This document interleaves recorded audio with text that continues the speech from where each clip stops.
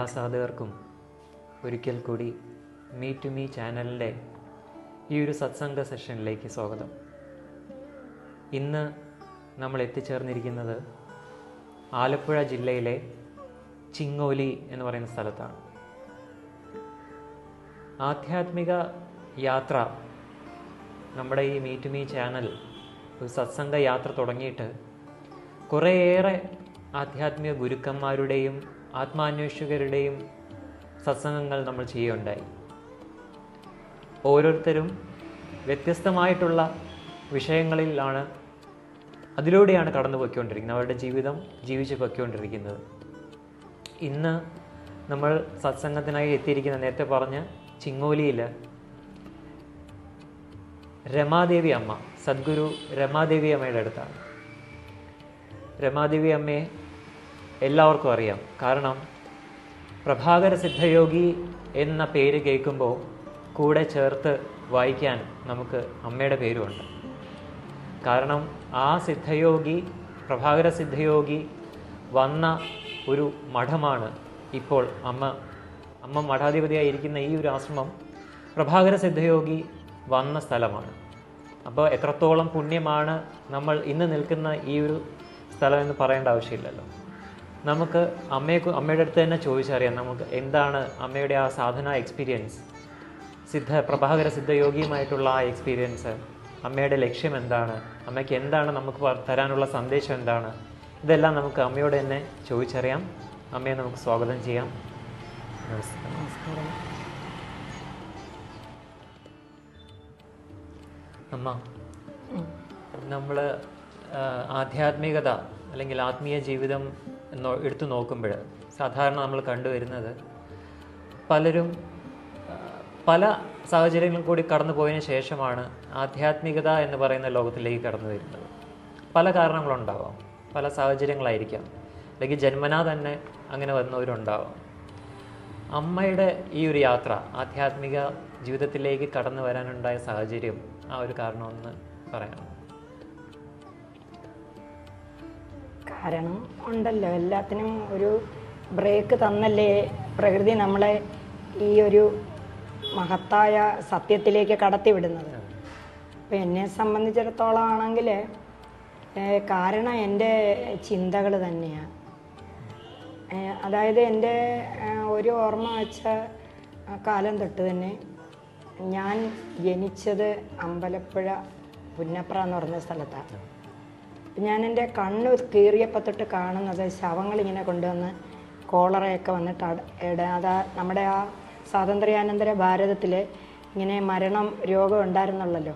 അപ്പോൾ ഈ ഞാൻ ജനിച്ച വില്ലേജ് എന്ന് പറഞ്ഞാൽ ഒരു വശത്ത് നമ്മുടെ കുട്ടനാടൻ പുഞ്ച പൂക്കൈതയാറിൻ്റെ സുഗന്ധം വേദി പറയുന്ന തൊട്ടടുത്ത് തന്നെ, പടിഞ്ഞാറ് അലറുന്ന കടലുമാണ്. അപ്പോൾ ഈ രണ്ടും കൂടി യോജിച്ച ഒരു ചെറിയ കരയാണ് ഈ പുന്നപ്ര എന്ന് പറയുന്നത്. എൻ്റെ ആ ജന്മ സ്ഥലത്തിന് എന്നെ ഇൻഫ്ലുവൻസ് ചെലുത്താൻ പറ്റിയിട്ടുണ്ട്. ഇതിനേക്കാളും കൂടുതൽ ഇപ്പം ഞാൻ ഇരിക്കുന്ന അത്ര എന്നെ ഇൻഫ്ലുവൻസ് ചെലുത്തുന്നില്ലെന്നുള്ള നഗ്ന സത്യമാണ്. ഞാൻ വന്നു പെട്ടിരിക്കും. അപ്പോൾ അവിടെ ഞാൻ കാണുമ്പം മരണവും ദാരിദ്ര്യവും ദുഃഖവും പിന്നെ കലാപങ്ങളും ഒക്കെയാണ് കാണുന്നത്. പിന്നെ മെഡിസിൻ എന്ന് പറയുന്ന സംഭവം ഇല്ല. നന്ന് കുത്തിവെക്കാനൊക്കെ ഇട്ടുവാണെങ്കിൽ പേടിച്ചോടുന്ന കുട്ടികൾ. പക്ഷെ അവിടെയൊക്കെ എനിക്ക് എന്തെന്നറിയത്തില്ല, ഞാനൊരു മാലാഖയൊന്നും ആയിട്ടൊന്നുമല്ല, ദളിത് വിഭാഗത്തിൻ്റെ പെൺകുട്ടികളാണ് എൻ്റെ കൂട്ടുകാരെന്നേരം. അതിന് കാരണം എന്ന് പറഞ്ഞാൽ മുത്തശ്ശന് ഒത്തിരി നിലങ്ങളുണ്ട്. നല്ല കരിങ്കുഴലി പെൺപിള്ളേർ, നല്ല ആരോഗ്യമുള്ള പെൺപിള്ളേർ എൻ്റെ കൂട്ടുകാരികളാണ്. അപ്പം ഞാൻ ഇവർക്ക് ആഹാര സാധനം എടുത്ത് ഒരു 1.5 കിലോമീറ്റർ കിഴക്കോട്ട് പാടത്തേക്ക് ഓടും. അവിടെ ഞങ്ങളുടെ ഒരു സ്വർഗ്ഗമാണ്. അവിടെ പാട്ടും കളിയും. എൻ്റെ ആ 10 വയസ്സ്. പിന്നെ പടിഞ്ഞാറെന്ന് പറഞ്ഞാൽ ഞാനിപ്പം മത്സ്യം കഴിക്കുന്നില്ലെങ്കിൽ എൻ്റെ കുടുംബത്തിലെല്ലാവരും മത്സ്യം കഴിക്കും. ഇപ്പോൾ തീരദേശത്ത് വരുന്ന മുക്കുവ സ്ത്രീകൾ മുത്തശ്ശിക്ക് കൊണ്ടുവന്ന് മീൻ കൊടുത്തിട്ട് അവർ കടലിലെ ദുരിതങ്ങളൊക്കെ പറയും. ദുരിതമാണ് കേട്ടിട്ടുള്ളത്. കുറേ പശുക്കളുണ്ട്. അപ്പോൾ ഒരു ഗോകുലം തന്നെ ആയിരുന്നു. മുത്തശ്ശിനെ സംബന്ധിച്ചിടത്തോളം പരമസാത്വികനായ ഒരു ഗ്രാമത്തിൻ്റെ അധികാരിയാണ്. വലിയൊരു കുടുംബം, ISROയുടെ ആദ്യത്തെ ചെയർമാൻ വരെ ജനിച്ച കുടുംബം, വലിയ കൊട്ടാര സ്ഥലം. പക്ഷെ അവിടെ അവരുടെ ജോലി എന്ന് പറയാൻ അന്നദാനം കൊടുക്കുക, പിന്നെ ഈ ഒരു കളത്തട്ടുണ്ടാക്കിയിട്ട് അവിടെ ഭക്ഷണം കൊണ്ടുവെക്കും. വഴിപോക്കരന്ന് നമുക്ക് കാളവണ്ടിയാണ്, വല്ലപ്പോഴും കുടമണി കിളക്കിക്കൊണ്ട് വരുന്ന റോഡില്ല, മണൽ വീതി കൂടെയാണ് വരുന്നത്. അപ്പോൾ അവിടെ ഈ ആഹാരം കൊണ്ടുവെക്കുമ്പോൾ കൂടെ പോകണം നമ്മൾ. അത് നമ്മുടെ കുടുംബത്തിലെ ഏത് 10 വയസ്സുള്ള കുട്ടി തൊട്ട് ചോറ് കൊണ്ട് ആൾക്കാർ പോകുമ്പോൾ അവിടെ കൊണ്ട് വെക്കണം എന്നും വൈകിട്ട്.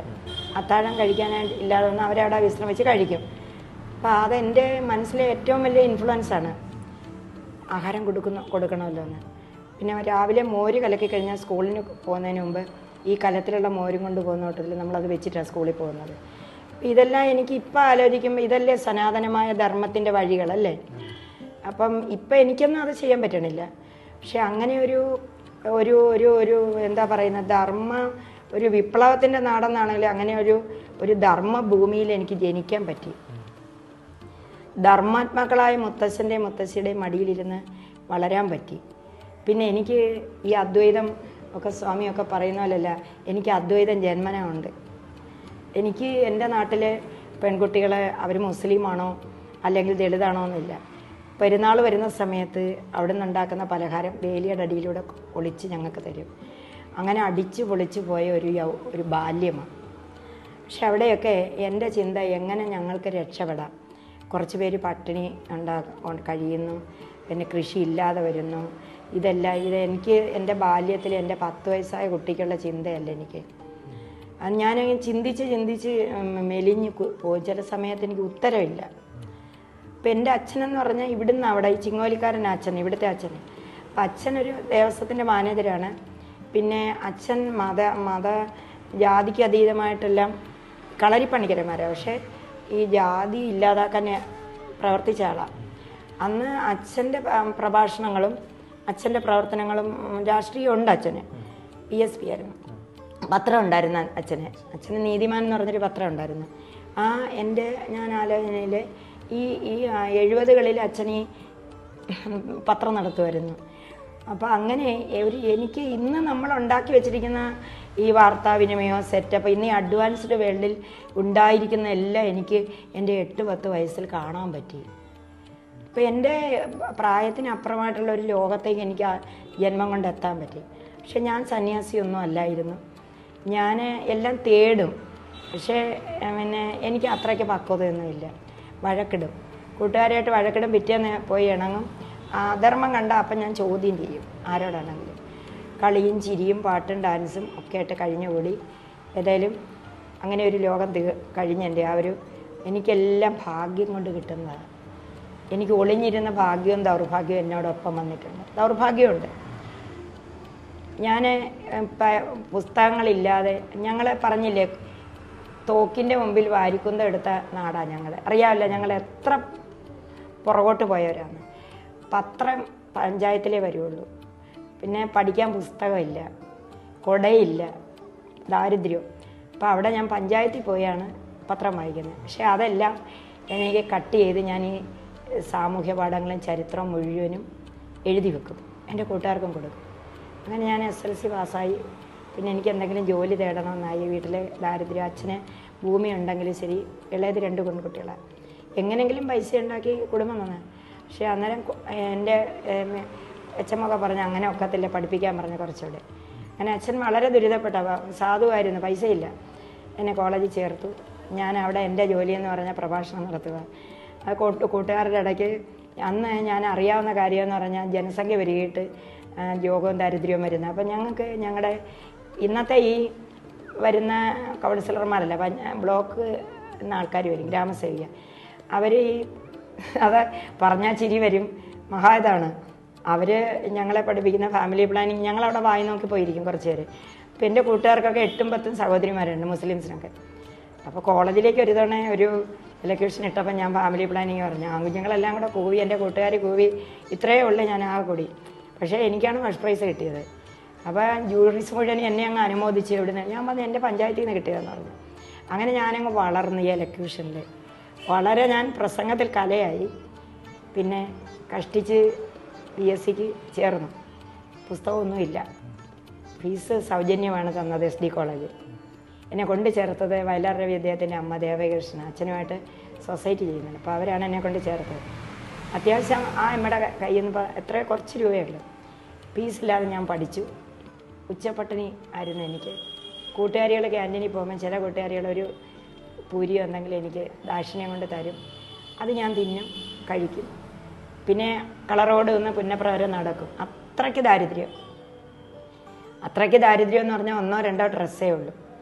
അങ്ങനെ ഞാൻ BSc എനിക്ക് നല്ല മാർക്കോടുകൂടി മാത്തമാറ്റിക്സ് പാസ്സായി കഴിഞ്ഞിട്ട് പിന്നെ ജോലി കയറാമല്ലോ. അപ്പോഴേക്ക് ജോലിക്ക് ഇങ്ങനെ ഓരോ വിജ്ഞാപനങ്ങൾ നോക്കി എഴുതിയൊന്നും അയച്ചിട്ടുണ്ട് ഒരുപാട്. അങ്ങനെ ഒരു ഇതാണ് എനിക്ക് ഇത് തുമ്പയിലേക്ക് ISROയുടെ പബ്ലിക്കേഷൻ ഓഫീസറായിട്ട്. അതെൻ്റെ അമ്മാവൻ തന്നെയാണ് ചെയർമാനായിരിക്കുമ്പോൾ എൻ്റെ ലാംഗ്വേജ് എബിലിറ്റി 298 മാർക്ക് കിട്ടി ഇംഗ്ലീഷിന്. പുസ്തകമില്ലാതെ പഠിച്ചിട്ട് അത്രയ്ക്ക് ശ്രദ്ധിക്കുമായിരുന്നു. പുസ്തകം ലൈബ്രറിയിൽ നിന്ന് കട എടുത്ത് വായിക്കാമല്ലോ കോളേജിൽ.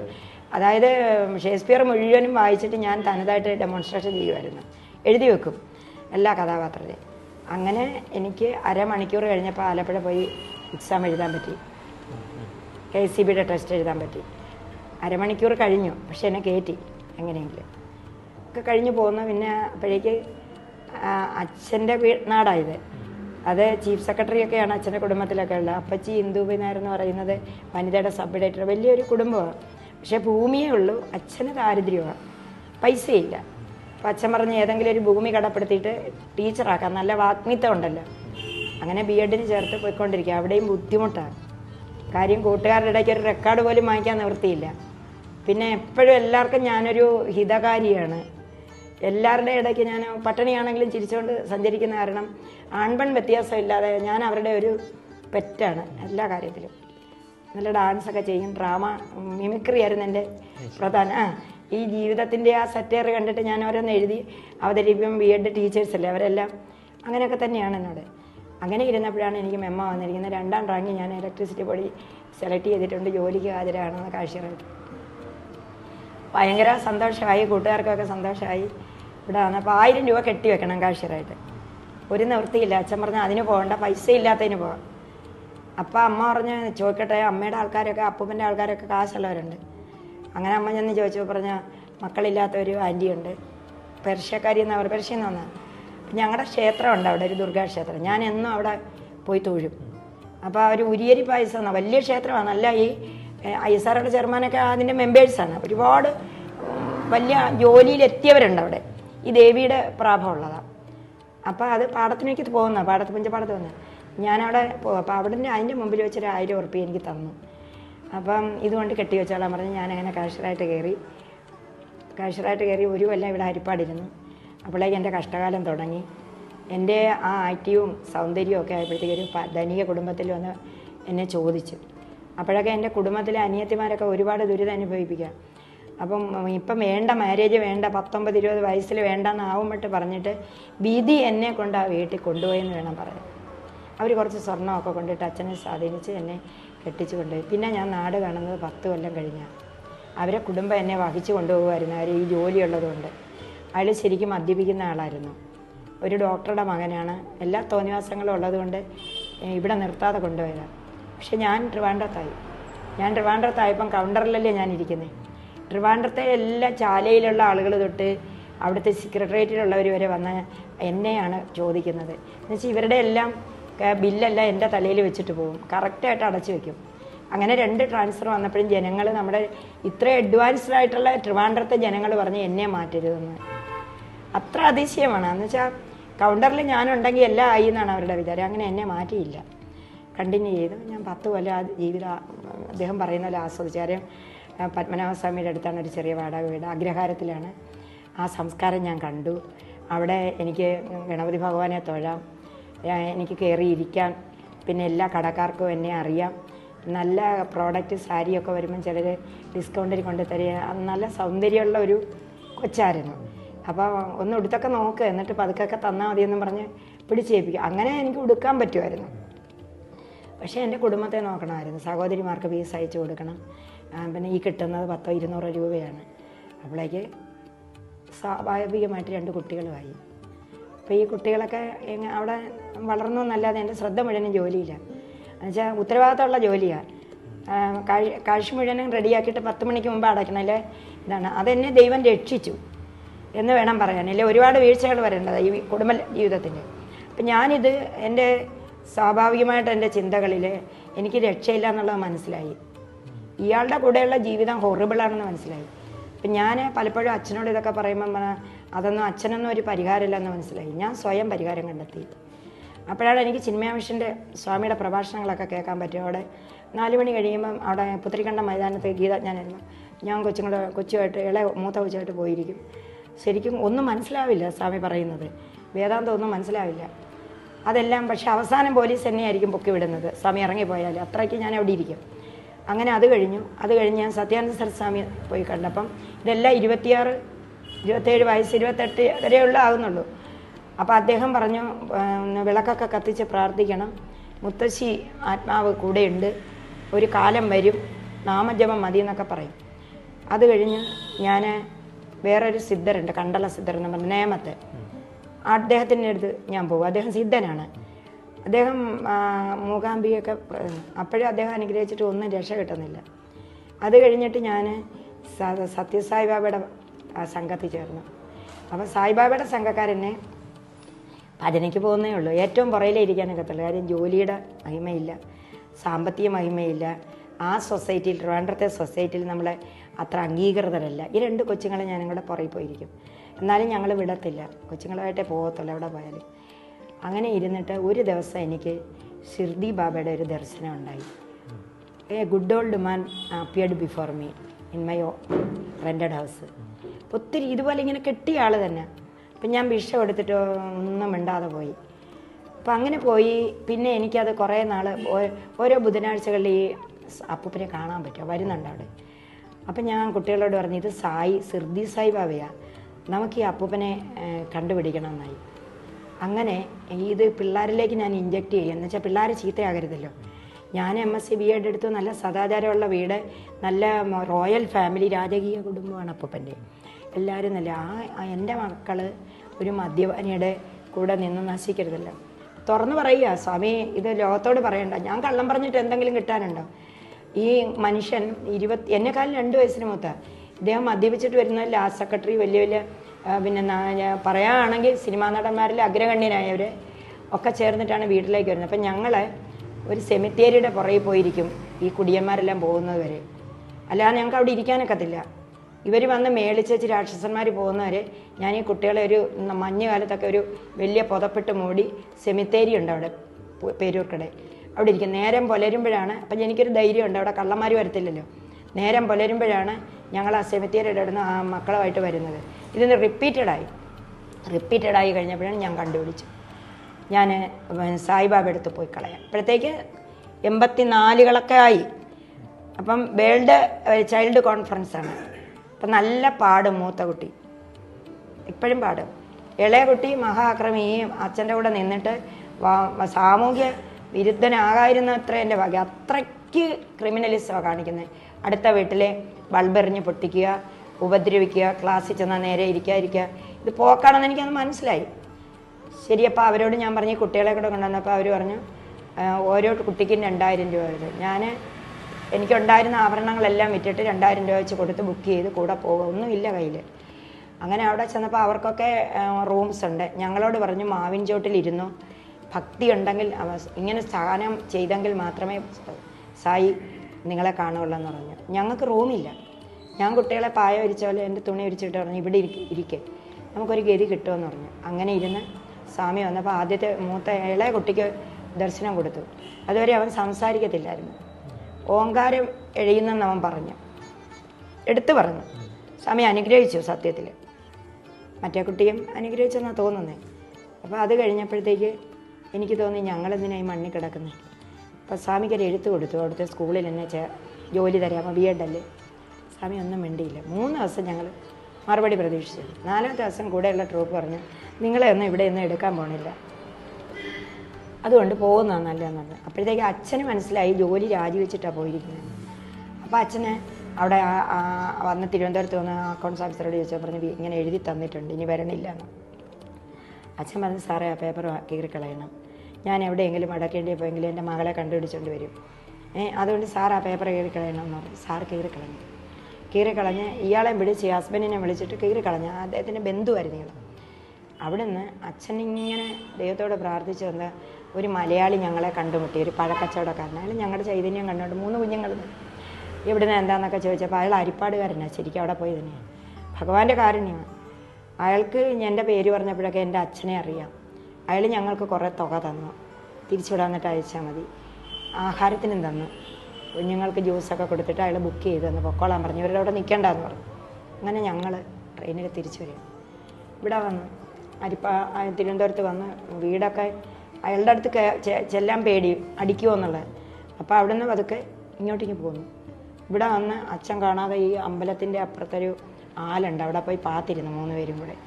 സന്ധ്യ ആകുമ്പോൾ അമ്മയുടെ അടുത്തേക്ക് കയറി വരാമല്ലോ എന്ന് പറഞ്ഞു. അങ്ങനെ കയറി വന്ന് അന്നേരം ഒന്നും അച്ഛൻ മിണ്ടിയില്ല. എന്നെ തിരിച്ച് കിട്ടിയല്ലോ എന്നുള്ള സന്തോഷമാണ്. അന്നും ഒരു സംഭവം ഉണ്ടായി. അന്ന് രാത്രിയിൽ അച്ഛൻ പൂജിക്കുന്നത് ഭദ്രകാളിയാണ്. ആ അച്ഛൻ്റെ പൂജാമുറിയിലേക്ക് ഈ എന്താ പറയുന്നത്, എൻ്റെ ഇളയ പയ്യനെ സായിബാബ അനുഗ്രഹിച്ചിട്ട് പറഞ്ഞു, പിതാജി സബ്കാ മാലിക് ഏക് ഹേ നീ പറഞ്ഞു. അപ്പം ഇവന് മലയാളം പോലും അറിയാത്തവൻ ഇങ്ങനെ പറഞ്ഞ് തുള്ളുന്നു. എന്നിട്ട് ഓരോ ചിത്രങ്ങളും കാണിച്ചിട്ട് ഇങ്ങനെ ചൂണ്ടി അച്ഛനോട് പറഞ്ഞു, പിതാജി സബ്കാ മാലിക് ഏക് ഹേ എന്ന് പറഞ്ഞു. അപ്പോൾ അച്ഛന് മനസ്സിലായി ഇതാ പോയിടത്തുനിന്ന് കിട്ടിയതാണെന്ന്. അപ്പോൾ കുറച്ചൊന്ന് അയഞ്ഞു. അത് കഴിഞ്ഞ് പറഞ്ഞു ശരി നോക്കട്ടെ എന്ന് പറഞ്ഞു. ഒന്നും അപ്പം അച്ഛനങ്ങ് ഡൗൺ ആയി. കാര്യം നാടറിഞ്ഞാൽ മോശമാണ്. വലിയ ജോലിയിലിരിക്കുന്നു. 10 വർഷത്തിന് ശേഷം അച്ഛൻ നാണക്കേടാണ്. മറ്റുള്ളവരെല്ലാം കല്യാണം കഴിഞ്ഞ് പോയി, 2 കുട്ടികൾ. അങ്ങനെ ഒരുപാട് ഞാൻ ബാക്കി ഭാഗം ഒന്നും പറയുന്നില്ല. ഈ നിമിത്തം എന്ന് പറയുമ്പോൾ ഞാൻ ആധ്യാത്മികതയിലേക്ക് വന്നത് മാത്രം പറഞ്ഞാൽ മതി. അതെൻ്റെ മനസ്സിൽ മരിച്ചാലും ആ പാത അല്ലാതെ ഇന്നങ്ങ് സന്യസിച്ചേക്കാം, ഭഗവത്ഗീത പഠിച്ചങ്ങ് നന്നായേക്കാം. ഞാൻ വന്നത് എൻ്റെ ശരീരം എനിക്ക് കിട്ടണം. എനിക്ക് അത് ബോധ്യം തന്നു ഭഗവാന്. ചിന്മയ മിഷനിൽ ഇരുന്നപ്പോൾ എനിക്ക് ബോധ്യം വന്നു, ഞാൻ ഈ ശരീരം കൊണ്ടുവന്നിരിക്കുന്നത് എൻ്റെ ആത്മാവിന് വേണ്ടിയിട്ടാണ്. എൻ്റെ ശരീരം മിസ്യൂസ് ചെയ്യാൻ പാടില്ല. ഇനി ഞാൻ പട്ടിണി കിടന്നാലും കടലിൽ ചാടിയാലും എന്ത് വന്നാലും ശരി, ഈ ശരീരം എനിക്കത്തിൽ വേണം എനിക്ക് ഈശ്വരനെ കാണാൻ. അത് ആരും പറഞ്ഞു തന്നിട്ടല്ല. എനിക്ക് അന്നേ തന്നെ വൈരാഗ്യം ജനിച്ചു. ഇത് ഞാൻ സൂക്ഷിക്കുമെന്നുള്ള ഒരു തീരുമാനം ഞാൻ എൻ്റെ ഉള്ളിൽ തന്നെ ഒരു പ്രതിജ്ഞ എടുത്തു. അപ്പോൾ പിന്നെ ഈ 2 എണ്ണം കിടക്കുന്നു, അതിനെ കളയണ്ട, പൂച്ചക്കുട്ടികളെ കളയുന്നു, അതിനെ കൂടെ കൊണ്ടു നടക്കാമെന്ന് വിചാരിച്ചു. ഇനി നരകത്തിലാണേലും വേണ്ടിയില്ല. ആ ഒരു പവർ എനിക്കുണ്ട്. ഒന്നുമില്ല, ആരോഗ്യം കുറവാണ്, കമ്മിയാണ്, ലീന. പക്ഷേ എൻ്റെ ഉള്ളിലൊരു വേറൊരു ആളുണ്ടല്ലേ, ആ ഉള്ളിലിരിക്കുന്ന എനിക്ക് ഭയങ്കര പവറാണ്. ആരും ഒരു മന്ത്രം പറഞ്ഞു തന്നിട്ടില്ല, നിശ്ചയിച്ചത് തന്നെയാണ്. അതെനിക്ക് മനസ്സിലായിരിക്കുന്നത് എൻ്റെ പൂർവ്വജന്മത്തിൽ ഞാൻ സാധന ചെയ്തിട്ടുണ്ടെന്ന് പിന്നെ എനിക്ക് മനസ്സിലായി. എൻ്റെ പൂർവ്വജന്മത്തിൽ ഞാൻ സാധന ചെയ്ത സ്ഥലമൊക്കെ എനിക്ക് ബോധ്യം വന്നു. അത് വന്നതെന്ന് പറഞ്ഞാൽ ഇവിടെ വന്ന് അപ്പോഴീ ഗുരു വന്നു, ഇവിടെ പ്രഭാകര സിദ്ധിയായി. അപ്പം അച്ഛനിങ്ങനെ 84 വയസ്സുണ്ട്, 784 വയസ്സുണ്ട്. അച്ഛൻ്റെ അടുത്ത് ഒത്തിരി സാധുക്കൾ വരും, സന്യാസന്ധുക്കൾ വരും. ആ ക്ഷേത്ര കോമ്പൗണ്ടല്ലേ, ക്ഷേത്രത്തിൽ കൊടില് കെട്ടിയിരിക്കുകയല്ലേ. അപ്പം രാത്രിക്ക് വന്നാൽ സാധുക്കൾക്ക്, സഞ്ചാരികൾക്ക് താമസിക്കാൻ ഭക്ഷണം കിട്ടും, കഴിയുന്ന കൊടുക്കുകയൊക്കെ ചെയ്യും. അപ്പം ഇദ്ദേഹം ഇങ്ങനെ വരുന്നുണ്ടെന്നൊക്കെ പറഞ്ഞെങ്കിലും 700 വർഷമൊക്കെ കള്ളമായിരിക്കുമെന്ന് വിചാരിച്ചു. അങ്ങനെ സംഭാവ്യമില്ല. നമുക്കിപ്പം സയൻസ് പഠിച്ചവർ നമുക്ക് 100 വയസ്സ്. അപ്പം അച്ഛനിങ്ങനെ പുകഴ്ത്തി വരുന്നു. അപ്പം ഞാൻ വിചാരിച്ചത് എന്താണ്, അച്ഛൻ്റെ മഹത്വമൊക്കെ വലുതാക്കിക്കൊണ്ട് എന്നെ ഇവിടെ അടിമയാക്കി ഇടാനുള്ള പണിയാണിത്. ആകട്ടെ 700 1000 എന്ത് വേണേലും ആയിക്കോട്ടെ. കാട്ടുകോഴിക്ക് എന്താ സംക്രാന്തി എന്നുള്ള മട്ടിൽ എനിക്ക് ഭക്ഷണം കിട്ടണം, കുഞ്ഞുങ്ങൾക്കുണ്ട്. ഭക്ഷണം അച്ഛൻ തന്നില്ലെങ്കിൽ അപ്പുറത്ത് ചോറുണ്ട് അമ്പലത്തിൽ, അത് ഒരു 2 പട ചോറ് വാങ്ങിയാൽ കൊടുക്കാം. അല്ലെങ്കിൽ എവിടെയെങ്കിലും പോയി ട്യൂഷൻ എടുത്താൽ ഇവറ്റകളെ തീറ്റിക്കാം. ധൈര്യമുണ്ട്, പഠിച്ചിട്ടുണ്ടല്ലോ. അങ്ങനെ ഇരുന്ന് ഈ മുനി കയറി വരുവാ ഈ മഹർഷി. അപ്പോൾ നിന്തിരുവടി അവിടുത്തെ എന്നൊക്കെ പറഞ്ഞ് വലിയ അഡ്രസ്സിങ് കേൾക്കാം. ഞാനപ്പോൾ ഒരു അടുക്കളക്കൊട്ടിലുണ്ട്, അവിടെ നിൽക്കുക. അപ്പോഴേക്ക് ഈ 4 അടി പൊക്കമുള്ള സ്വാമി അവിടെ നിൽക്കാതെ ഇങ്ങോട്ട് കയറി വന്നപ്പോൾ അവിടെ ഒരു പാല് തിളപ്പിച്ച് വെച്ചിട്ടുണ്ട്. ഞാൻ നോർമലി നമ്മൾ കൊടുക്കണമല്ലോ, പാലും ഗ്ലാസ് കൂടെ എടുത്ത് അങ്ങോട്ട് കൊടുത്തു. പിടിച്ചിട്ട് തൊഴുതൊന്നുമില്ല. ഇദ്ദേഹം എൻ്റെ കയ്യെ കയറി ഇങ്ങനെ പിടിച്ചു കുറേ നേരം ഇങ്ങനെ നിന്നു. അതെനിക്ക് അസഖ്യമായിട്ട് തോന്നി. ഇങ്ങനെ എൻ്റെ കയ്യെ കയറി പിടിക്കുന്നത്, എനിക്കാണെങ്കിൽ ആരും എൻ്റെ കയ്യെ കയറി പിടിക്കുന്നതൊന്നും ഇഷ്ടമല്ല. പിന്നെ ഞാൻ ചെറുക്കാൻ പോയില്ല. ആരോ ആയിക്കോട്ടെ, ഒരു അപ്പൂപ്പനല്ലേ, എനിക്ക് അങ്ങനെയുള്ളൊരു ദേഹബോധമൊന്നും തോന്നുന്നത് ശരിയല്ലല്ലോ, മഹർഷിയല്ലേ. അപ്പോൾ പോയി, ഒന്നും മിണ്ടാതെ പോയി.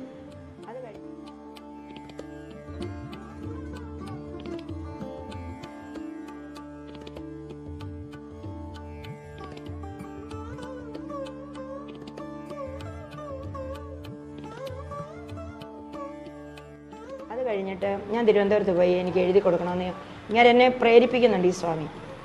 അപ്പോൾ എന്നെ അത് കഴിഞ്ഞ് ഇങ്ങനെ കാണുന്നുണ്ട് എന്നെ. എന്നെ ഒരു സമയത്ത് ഇവിടെ വെച്ചൊക്കെ തന്നെ കാണുന്നുണ്ട്. ഞാൻ പിന്നെ വന്നപ്പോൾ പറഞ്ഞു തിരുവനന്തപുരത്തൊന്ന് പോരെ, ഇനി തിരുവനന്തപുരത്ത് നിൽക്കണ്ട, കഴിഞ്ഞു അവിടുത്തെ ലാവണം കഴിഞ്ഞു, ഇവിടെ അരിപ്പാട്ടേക്ക് മാറിപ്പോരെ, ഇവിടെ കൂടിക്കും അച്ഛൻ്റെ കൂടെ, ഞാനിവിടെ ആശ്രമം സ്ഥാപിക്കാൻ പോവുക, നിങ്ങളെ ഈ ആശ്രമത്തിലേക്ക് എടുത്തേക്കാം, അല്ലാതെ എനിക്ക് ഗൃഹസ്ഥ ജീവിതം തരാമെന്നോ വീട് വെച്ച് തരാമെന്നോ ഒന്നും പറഞ്ഞില്ല. അപ്പം ഇദ്ദേഹം ആശ്രമത്തിലേക്ക് എടുക്കാമെന്ന് പറഞ്ഞപ്പോൾ എനിക്ക് ബുദ്ധിയുണ്ടല്ലോ. അപ്പം ഞാൻ വിചാരിച്ചു അപ്പം ഇവിടെ തൂത്തുവാരാനും വിളക്ക് എത്തിക്കാനും ഒക്കെ ആൾ വേണമല്ലോ, അപ്പം ഞാൻ തന്നെ ആയിക്കോട്ടെ എന്ന് അച്ഛനെ സ്വാധീനിച്ചിട്ടുണ്ട് ഇദ്ദേഹത്തിന് എന്ന് വിചാരിച്ചു. ആയെങ്കിൽ ആവട്ടെ, എന്തായാലും പറഞ്ഞതല്ലേ, അങ്ങനെ വിചാരിച്ചുള്ളൂ സ്വാമി. അപ്പം ഞാൻ വാങ്ങിച്ചുകൊണ്ട് വന്നു, അരിപ്പാട്ട് കൊണ്ട് കൊടുത്തപ്പം ഞാൻ പെട്ടെന്ന് സ്വാമിയായത് എൻ്റെ കൂട്ടുകാർക്ക് ഇഷ്ടമായില്ല കേട്ടോ. ഞാൻ അവിടുത്തെ നല്ല ആർട്ടിസ്റ്റായിരുന്നു. അവിടുത്തെ KSCBയുടെ ജ്യോതിസ് എന്ന് പറഞ്ഞ സാഹിത്യ സംഘടനയിലുണ്ട്, പ്രസംഗിക്കും, നല്ല ഡ്രസ്സ് ചെയ്യും, ഉള്ള ഡ്രസ്സ് പഴയതാണെന്ന് ചെയ്യും. ഈ 10-32 വയസ്സ് പോലും തികയാത്ത ഞാൻ പെട്ടെന്ന് അരിപ്പാട്ടേക്ക് പോകുന്നു, ഞാൻ വലിയ മാറ്റങ്ങളൊക്കെ കാണിക്കുന്നുണ്ട്. അപ്പോൾ എനിക്ക് ഇവിടെ പ്രശ്നമായി. ഇവിടെ രാഷ്ട്രീയക്കാർ യൂണിയൻകാരെല്ലാം കൂടെ എന്നെ ഇവിടെ കൊടുക്കരുതെന്നായി, എന്നെ ആലപ്പുഴയ്ക്ക് പറഞ്ഞു വിട്ടു. ആലപ്പുഴ പോയി വരാൻ പൈസയില്ല, ആരും തരാനില്ല. ഇവിടുന്ന് ആലപ്പുഴയ്ക്ക് അന്ന് 3 രൂപ വേണം. വീണ്ടും പ്രോബ്ലമായി. അങ്ങനെ സ്വാമി വീണ്ടും വന്നു, ഗുരുനാഥൻ വീണ്ടും വന്ന്, പ്രഭാരസിദേവി വന്നിട്ട് പറഞ്ഞു ഇല്ല നീ അരിപ്പാട് തന്നെ ജോലി ചെയ്യുമെന്ന് പറഞ്ഞു. ഞാനെന്ന് അരിപ്പാടെങ്കിൽ അരിപ്പാട് 10 രൂപ വണ്ടിക്കൂലിക്ക് അത് വാങ്ങിച്ചിട്ട് ഞാൻ ആലപ്പുഴ പോയി. അവിടെ ചെന്നപ്പം പത്മകുമാർ സാറായിരിക്കുന്നതിന് ചീഫ് എഞ്ചിനീയറായിട്ട് അവിടെ ഇരുന്ന ആളങ്ങ് പോയി. അദ്ദേഹം എനിക്ക് ഓർഡർ എഴുതി വെച്ചിരിക്കുന്ന അരിപ്പാട്ടേക്ക്. തലേ ദിവസമുള്ള ആളില്ല പിറ്റേ ദിവസം. അപ്പം ഞാനൊന്നും ചോദിച്ചില്ല, പെട്ടെന്ന് ഉച്ചയ്ക്ക് മുമ്പ് പോയി വെച്ച് ജോയിൻ ചെയ്യാൻ പറഞ്ഞു. ജോയിൻ ചെയ്ത് വരുമ്പോൾ സ്വാമി ഇവിടെ ഉണ്ട്. അപ്പോൾ പറഞ്ഞ് അവിടെ ഇരുന്നവനെ ബ്ലഡ് ക്യാൻസർ ആയിരുന്നു, ചികിത്സിക്കാൻ ഞാൻ ബോംബെക്ക് വിട്ടു, പാരെ ഞാൻ പത്മനെ ഇങ്ങോട്ട് വരുത്തി, നിന്നെ ഇങ്ങോട്ട് പോസ്റ്റ് ചെയ്യാൻ. അപ്പം ഞാൻ ചോദിച്ചു അപ്പോൾ ഇത്രയ്ക്കൊക്കെ സാധിക്കുന്ന ആളാണ്. അപ്പോൾ വലിയ സമാധാനമായി, ജോലിസ്ഥലം കിട്ടി. ജോലിസ്ഥലത്ത് ജോലി തുടങ്ങി. 6 മണി വരെ അവിടെ കിടന്ന അരിയർ ബില്ലുകളെല്ലാം ശിക്ഷ പോലെ തന്നു. ഇദ്ദേഹം ഇവിടെ വരുത്തുപോക്കൊക്കെ തുടങ്ങി. എന്നോട് പറഞ്ഞു ഇനി ഒരാണുങ്ങളുമായിട്ട് ഒരു ബന്ധവുമില്ല. ഹസ്ബൻഡിനെ ഉണ്ണിത്തന്നെ അങ്ങേരെ പറഞ്ഞു വിട്ടു. പിന്നെ ഇവിടെ ഈ മാലയും കുണ്ടലവും അതും ഇതൊക്കെ അഴിച്ചു വെക്കുക, വെച്ചിട്ട് ഒരു രുദ്രാക്ഷം തരാം, ഒന്നും വേറെ ആഗ്രഹിക്കരുത്, ഒരു കാരണവശാലും സത്യം ലംഘിക്കരുത്, നിനക്കിനി ഇതൊക്കെ തന്നെ നിൻ്റെ ജീവിതം, രാഷ്ട്രീയമില്ല, കലയും കൊലപാതകവും ഒന്നുമില്ല, അനുഷ്ഠാനത്തിലേക്ക് നീങ്ങുവാണെങ്കിൽ ഞാൻ രക്ഷിക്കാമെന്ന് പറഞ്ഞു.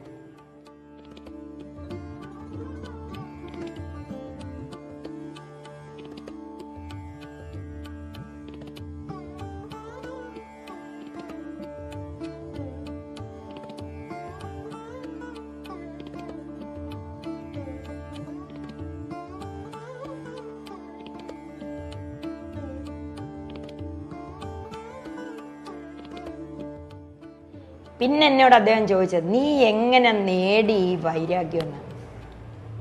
ഞാൻ കടലിൽ കിടന്നു, തപസ് ചെയ്തു, കായലിൽ കിടന്നു, ഹിമാലയത്തിൽ കിടന്നു.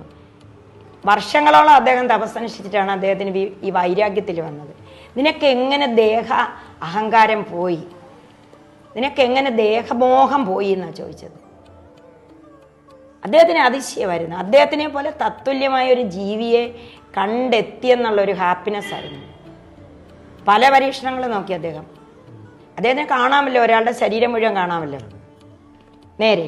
ഇപ്പം ഞാൻ നമുക്ക് ഫ്രണ്ട്ഷിപ്പ് ആകാമെന്ന് ചോദിച്ചു. ഞാൻ പറഞ്ഞു സമ്മതിക്കാം, പക്ഷേ ഞാനൊരു ചെറുപ്പക്കാരി സ്ത്രീയാണ്, ഞാൻ ഒരു കാരണവശാലും ലൈംഗികമായ ബന്ധമോ അല്ലെങ്കിൽ ഒരു ഫ്രണ്ട്ഷിപ്പോ ആഗ്രഹിക്കുന്ന സ്ത്രീയല്ല.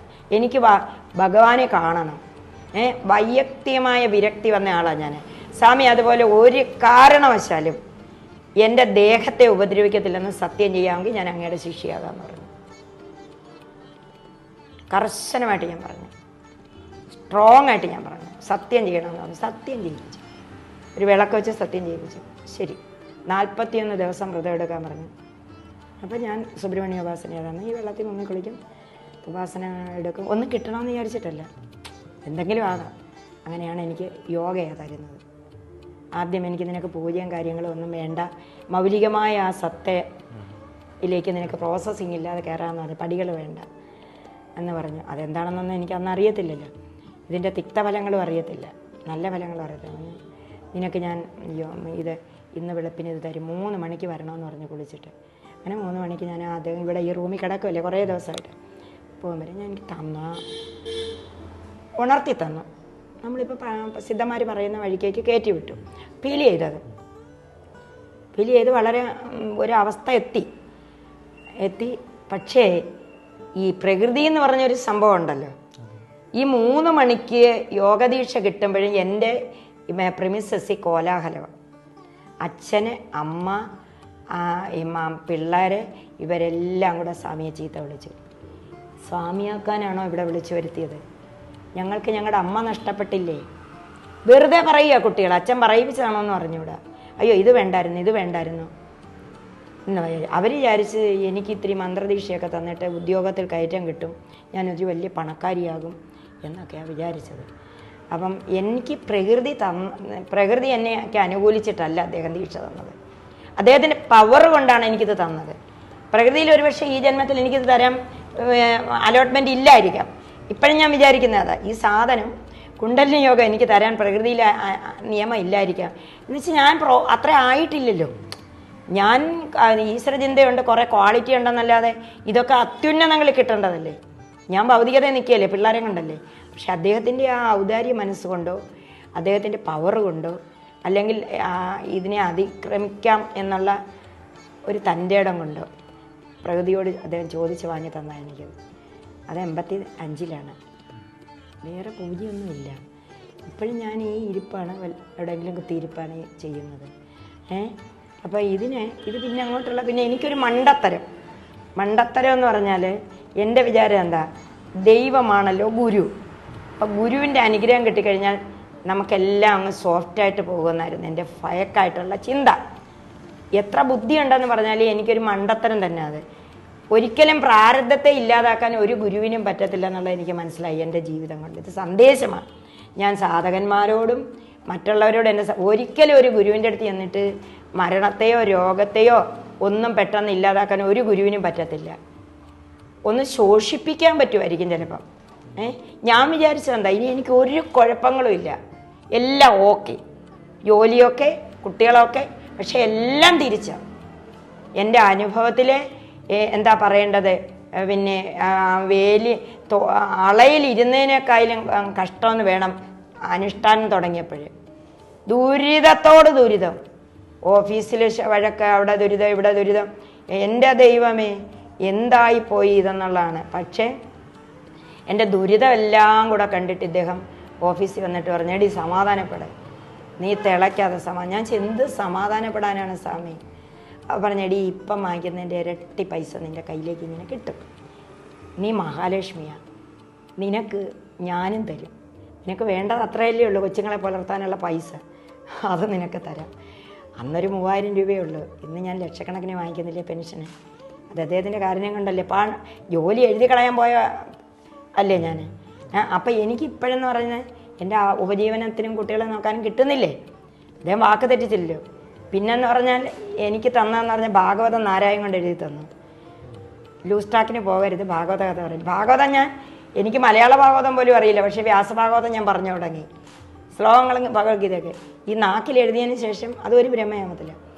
ഞാൻ ആചാര്യയായിട്ടാണ് പിന്നെ എന്നെ ക്ഷണിക്കപ്പെടുന്നത്. എല്ലാവരും പൈസ ചോദിച്ചു വാങ്ങുക, എനിക്ക് ഭാരവാഹികളും പിന്നെ പബ്ലിക്കും കൊണ്ടിടുക. ഞാൻ അങ്ങോട്ടും ഇങ്ങോട്ടും യജ്ഞശാലയിൽ നിന്ന് പോകുമ്പം പെൺപിള്ളേരെല്ലാം 100-ൻ്റെ നോട്ടും, അന്ന് 100-ൻ്റെ നോട്ട്, ഇപ്പോഴല്ല 98കളിൽ 99കളിൽ ഇവരിങ്ങനെ പൈസ കൊണ്ടുവന്ന് ചേടി വെക്കുക തന്നെ. അത്രയ്ക്ക് ഇഷ്ടം എന്നെ പിച്ചി പറിച്ചെടുക്കുക പെൺപിള്ളേർ അത്രയ്ക്ക്. ആ ഒരു വരുമാനം എന്നെ പട്ടിണി കിടത്തിയില്ല സ്വാമി.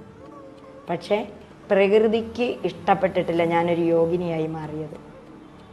കാര്യം ഇതെന്ന് പറയുമ്പം ആത്യന്തികമായ ബ്രഹ്മം സത്യം ജഗൻ മിഥ്യ. അവിടെ ബന്ധമില്ല, സ്വന്തമില്ല, നാടില്ല, വീടില്ല, ആശ്രമമില്ല, ഒന്നുമില്ല. അതെനിക്കറിയാം, ഇപ്പം എനിക്ക് നല്ലപോലെ അറിയാം. ആ അവസ്ഥയ്ക്ക് വിപരീതമായിട്ട് ഞാനിത് സത്യം അറിഞ്ഞു കഴിഞ്ഞപ്പോൾ എനിക്ക് ദുരിതം വന്നതാണ്. അതായത് ഇമ്മച്വർ ആയിട്ടുള്ള സമയം എന്ന് വേണം പറയാൻ. എനിക്കറിയാം മെച്യൂരിറ്റി അല്ലായിരുന്നു അതെന്ന്. പക്ഷേ ഞാൻ പടിപടികളായിട്ട് അറിഞ്ഞുകൊണ്ടാണ് പിന്നെ ഞാൻ പിന്നെ എൻ്റെ അനുഷ്ഠാനങ്ങൾ തുടങ്ങുന്നത്.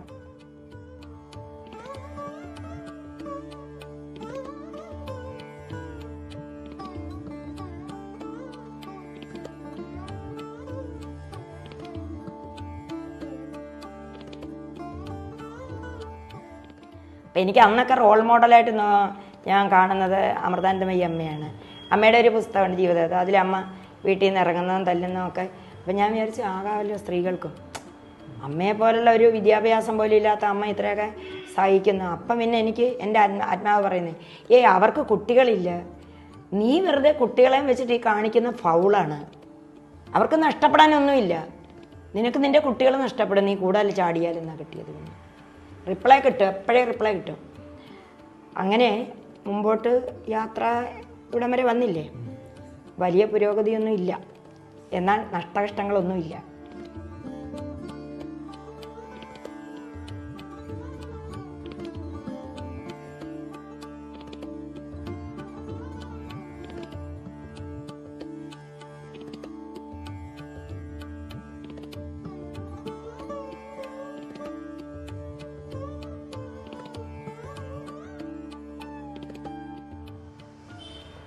അമ്മ ഒരുപാട് പ്രഭാഷണങ്ങൾ ചെയ്തിട്ടുണ്ട്, സത്സംഗങ്ങൾ, ഇതെല്ലാം ചെയ്തിട്ടുണ്ട്.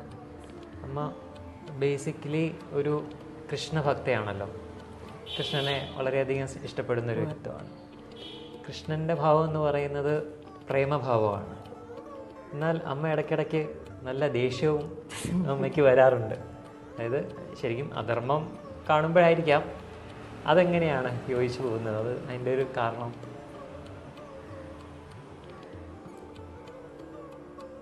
ഇപ്പോൾ ഗുരുപ്രസാദ് സ്വാമി നിങ്ങളെല്ലാം കൂടെ വന്നിട്ട് എന്നെ ഇൻ്റർവ്യൂ ചെയ്യാൻ തന്നെ വെച്ചു, ജനങ്ങളിലെത്തിക്കും.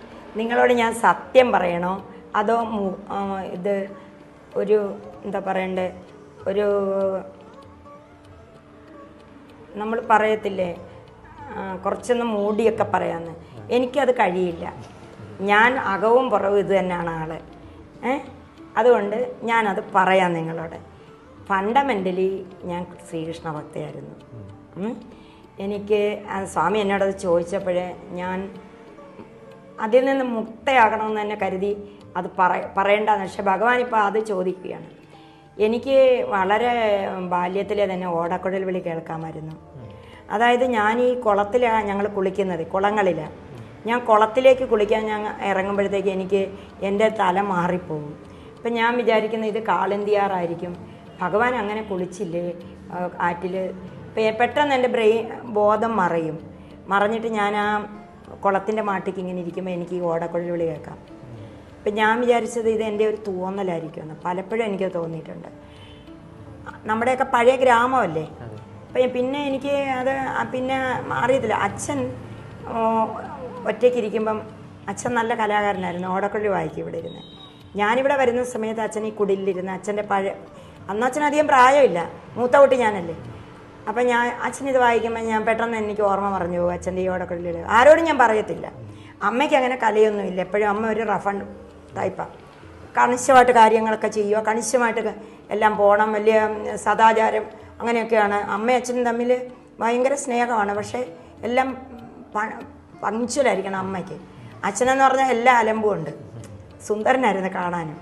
അപ്പം ഇതൊക്കെ എൻ്റെ മനസ്സിനകത്ത് ഉണ്ട്. അപ്പം ഭഗവാനായിരിക്കുമല്ലേ ഈ കൃഷ്ണൻ എന്ന് പറയുന്നവനാണ് അമനെന്ന് പറയുന്നത്, ഭഗവാൻ എന്ന് പറയുമ്പോൾ എല്ലാം ഉണ്ട്. അപ്പോൾ എൻ്റെ ഒരു അനുഭവം ഞാൻ പറയാം. എനിക്ക് 5ാം ക്ലാസ് കഴിഞ്ഞപ്പോഴത്തേക്ക് എനിക്കിത് മൂത്ത് വന്നു ഭഗവാനോടുള്ള സ്നേഹം. എന്നുവെച്ചാൽ വീട്ടിൽ ഭാഗവത പാരായണമുണ്ട് മുത്തച്ഛന്. അപ്പം ഞാൻ എൻ്റെ ഇളയമ്മയുടെ മോനെ, ആകെ ഒരു ആൺകുട്ടിയുള്ളൂ, അവനോട് ഞാൻ പറഞ്ഞു, എടാ നമുക്ക് നോട്ട് ബുക്കൊക്കെ വിറ്റിട്ട് അമ്പലപ്പുഴ പോകണം, നമുക്ക് കാണാൻ പറ്റും. അപ്പോൾ എന്നോട് ചോദിച്ചു, അക്കമ്മ നമുക്ക് അവിടെ ചെന്നാൽ കാണാൻ പറ്റും? ഞാൻ പറഞ്ഞു, പിന്നെ കാണാൻ പറ്റാതിരിക്കാനൊക്കെ. കുറച്ച് പൈസ കിട്ടി, പഴയ ബുക്കൊക്കെ നമ്മൾ വിൽക്കുമല്ലോ പള്ളിക്കുടങ്ങനെ. ഇതെല്ലാം ആയിട്ട് ഇവനാണ് നടക്കാൻ പോയി. ഇവനെയും കൂട്ടി ഞാൻ അമ്പലപ്പുഴ ആലിൻ്റെ ചോട്ടി വന്നിരുന്നു. നടന്നു വന്നിട്ട് അവൻ ചോദിക്കുകയാണ് എപ്പോൾ ഇറങ്ങി വരും. ഞാൻ പറഞ്ഞു, എടാ നട അടച്ചിരിക്കുകയല്ലേ, ശകലം താമസിച്ചാലും നമുക്ക് കണ്ടിട്ട് പോയാൽ മതി. കണ്ടാൽ എല്ലാം കിട്ടൂടാ. നമ്മുടെ വീടൊക്കെ നന്നാകും, നല്ല പഠിത്തം ഉണ്ടാകുമല്ലോ. ഈ പാവം കുഞ്ഞ് വെള്ളം പോലും കിട്ടാതെ എൻ്റെ മടിയിൽ കിടന്നങ്ങ് മയങ്ങി നേരം മൂവന്തിയാകുന്നു. കൃഷ്ണനും വന്നില്ല, രാമനും വന്നില്ല, ആരും വന്നില്ല. വീട്ടിൽ നിന്നൊരു ജോലിക്കാരും ഒക്കെ ആയിട്ട് വീട്ടിലുള്ള ആളുകളെല്ലാം കൂടെ അമ്പലപ്പുഴയ്ക്ക് തിരിച്ചു. പിന്നെ പറയുന്നത് 5 കിലോമീറ്റർ ഉണ്ട് വണ്ടാനം മെഡിക്കൽ കോളേജിൻ്റെ അവിടെ നിന്ന്. തിരിച്ച് ഞാൻ ഇവനെ തോളിലെടുത്തുകൊണ്ട് നടക്കുക, വിക്രമം വേതാളം പോലെ. എന്നിട്ടും വിടുന്നില്ല. നടന്ന് എങ്ങനെയെങ്കിലും വീട്ടിലെത്തി. അന്ന് പൊങ്ങിയില്ല. അന്ന് തൊട്ട് ഞാൻ വിചാരിക്കുന്നത് എവിടെ കൊണ്ടിട്ടാണെങ്കിലും ശരി ഇയാളെ കണ്ടുപിടിക്കണമല്ലോ. അങ്ങനെ വിട്ടാലൊക്കത്തില്ലല്ലോ. അങ്ങനെയായി എനിക്ക് പ്രായമായ സമയത്ത് ഞാൻ ഒരുങ്ങുമ്പോഴൊക്കെ വിചാരിക്കും ഭഗവാൻ എന്നെ കണ്ടാൽ എത്ര സുന്ദരിയായിരിക്കും ഞാൻ. ഒരു ഗോപിക തന്നെ, നല്ല മുടിയാണ് ഇവിടം വരെ, അഴിച്ചഴിച്ചഴിച്ച് ഇങ്ങനെ ഇട്ടാണ് പോകുന്നത്. ഭഗവാൻ എന്നെ ഇഷ്ടപ്പെടുകയാണെങ്കിൽ ഭഗവാന്റെ കൂടെ ഇരിക്കുക അല്ലേ. ഇങ്ങനെയൊക്കെ ഒരു റൊമാൻറ്റിക്കാണ്. ആ റൊമാൻറ്റിക്ക് എൻ്റെ അന്തരാത്മാവ് പറഞ്ഞ് റൊമാൻറ്റിക് ആകണ്ട, അത് നിനക്ക് അത്ര നന്നായി വരത്തില്ല. അപ്പോൾ അതിനകത്ത് ബോഡിയിൽ അങ്ങനെയാണല്ലോ, കാണാനൊക്കെ കൊള്ളാം. അപ്പം ഞാൻ അതങ്ങ് വിട്ടിട്ട് ഞാൻ ഈ സ്വാമിയെ തന്നെ ഞാൻ വീക്ഷിക്കാൻ തുടങ്ങി. കാര്യം റൊമാൻറ്റിക്കായിട്ടാണോ എന്നോട് ഇയാൾ അടുക്കുന്നത്, എനിക്ക് അതിഷ്ടമല്ല. എനിക്ക് ഇഷ്ടമല്ല എന്ന് പറഞ്ഞാൽ ഞാൻ കർശനമായിട്ട് ഞാൻ സ്വാമിയെ താക്കീത് കൊടുത്തിട്ടുണ്ട്. അത്രയ്ക്കും സൂക്ഷ്മമായിട്ടാണ് ഞാൻ ഒരാളിൻ്റെ കയ്യിൽ നിന്ന് രക്ഷപ്പെട്ട് വന്നതാണ്. ഇനി ദൈവമാണെന്ന് പറഞ്ഞാൽ അപ്പം ഞാൻ സ്വാമിയെ തന്നെ എഡിറ്റ് ചെയ്താണ് നിർത്തിയിരിക്കുന്നത്. എന്നെ ഞാൻ എഡിറ്റ് ചെയ്തു. എങ്കിലും എനിക്ക് ഭാഗവതം കിട്ടിക്കഴിഞ്ഞപ്പം ഞാൻ വേദിയിലേക്ക് കയറിയ ആൾ മാറുമെന്ന്. ഏറ്റവും കൂടുതൽ ഞാൻ ഈ രാധാകൃഷ്ണ പ്രേമം, അതായത് വൃന്ദാവന ലീല, ഞാൻ ആദ്യത്തെ ദിവസം കുറച്ചാളെ കാണത്തുള്ളൂ, രണ്ടാമത്തെ ദിവസം കുറച്ച്, മൂന്നാമത്തെ ദിവസം അവതാരം, നാലാമത്തെ ദിവസം ഈ വൃന്ദാവന ലീല ഞാൻ വർണ്ണിച്ചു തുടങ്ങിയത്. അവിടെ ഇരിക്കുന്ന കിളവന്മാർ, വയസ്സന്മാർ വരെ അവിടെ വരും. വന്ന എങ്ങനെയാണ് ഒരെണ്ണം പിന്നെ പോകത്തില്ല അവിടുന്ന്. എങ്ങനെയാണെന്ന് അറിഞ്ഞൂടെ എൻ്റെ നാവേൽ ഇത് ഉദിക്കുന്നത്. അതങ്ങോട്ട് കഴിഞ്ഞ് ആ ഗോപിക ഗീതമൊക്കെ കഴിയുമ്പോഴത്തേക്ക് ഈ റോഡിൽ ശ്രദ്ധിക്കാതെ കിടക്കുന്നവരെല്ലാം യജ്ഞശാലയിലേക്ക് വരും. ആളിൻ്റെ ബഹളമാണ് പിന്നെ. അപ്പോൾ എനിക്ക് മനസ്സിലായി ഭഗവാൻ എന്നെ ഇങ്ങനെ പറയാനാണ് വെച്ചേക്കുന്നത്, നിരൂപണി സമരാധികൾക്ക്. എന്തായാലും ഞാൻ ഭഗവാനെ അങ്ങനെ അങ്ങോട്ട് ഒരു പ്രേമവല്ലഭനായിട്ടൊന്നും കണ്ടിട്ടില്ല, ഇപ്പോഴും ഇല്ല, ഒന്നുമില്ല. ഈശ്വരനായിട്ട് തന്നെ കണ്ടേക്കുന്നത്. എങ്കിലും ഈശ്വരനാണ്, സർവേശ്വരനാണ്, എല്ലാവരുടെയും ഈശ്വരനാണ്, ചരാചര ഗുരുവാണ്, എല്ലാത്തിൻ്റെ അധിപനാണ്, എല്ലാം അറിയാവുന്ന ഭഗവാനെ. ഒരാളേ ഉള്ളൂ ഈശ്വരനായിട്ട്, ഭഗവാൻ മാത്രം. ആ ഉറപ്പെൻ്റെ മനസ്സിനകത്തുണ്ട്.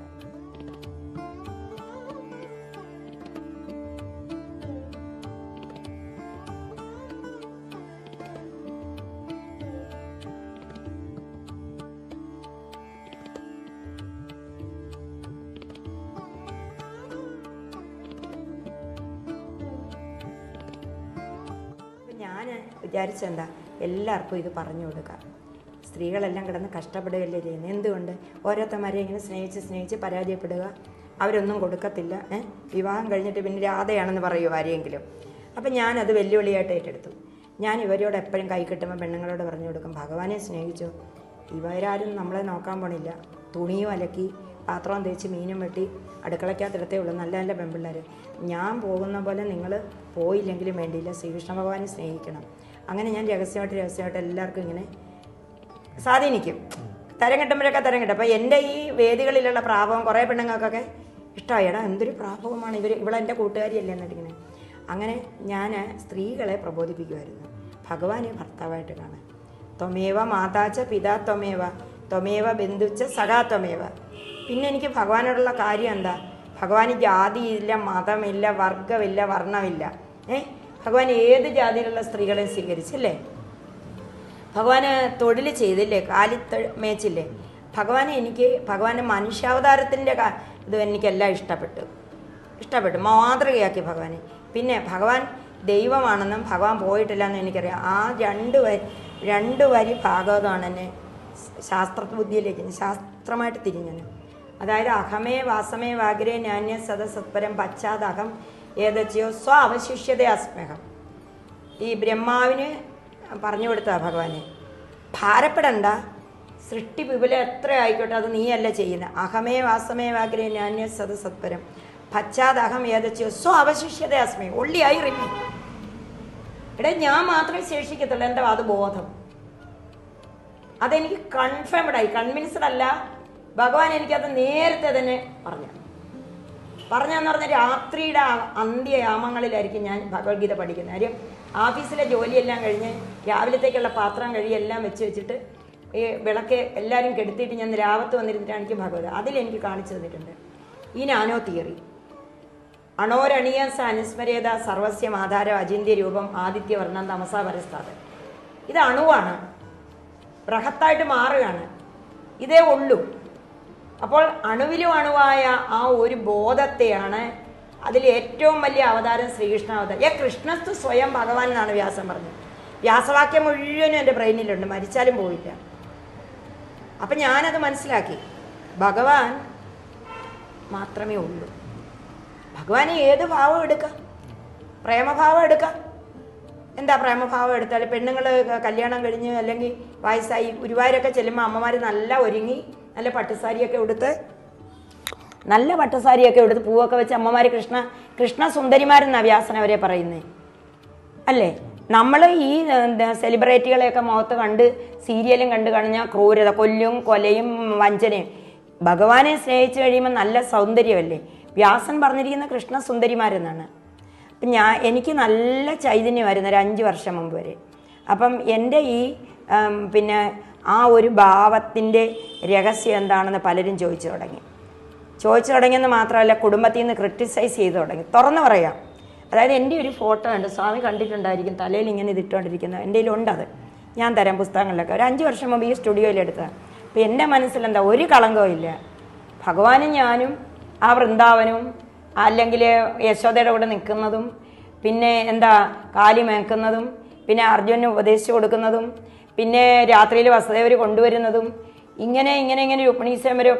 എന്നെപ്പോലെ ഒരു സാധുവിൻ്റെ ഹൃദയത്തിൽ പ്രപഞ്ചം ഇല്ല. പ്രപഞ്ചം ഉണ്ടാവരുതെന്ന് പ്രാപിച്ച് എനിക്ക് അടുത്ത കാലം വരെ എൻ്റെ ഉള്ളിൽ പ്രപഞ്ചമില്ല.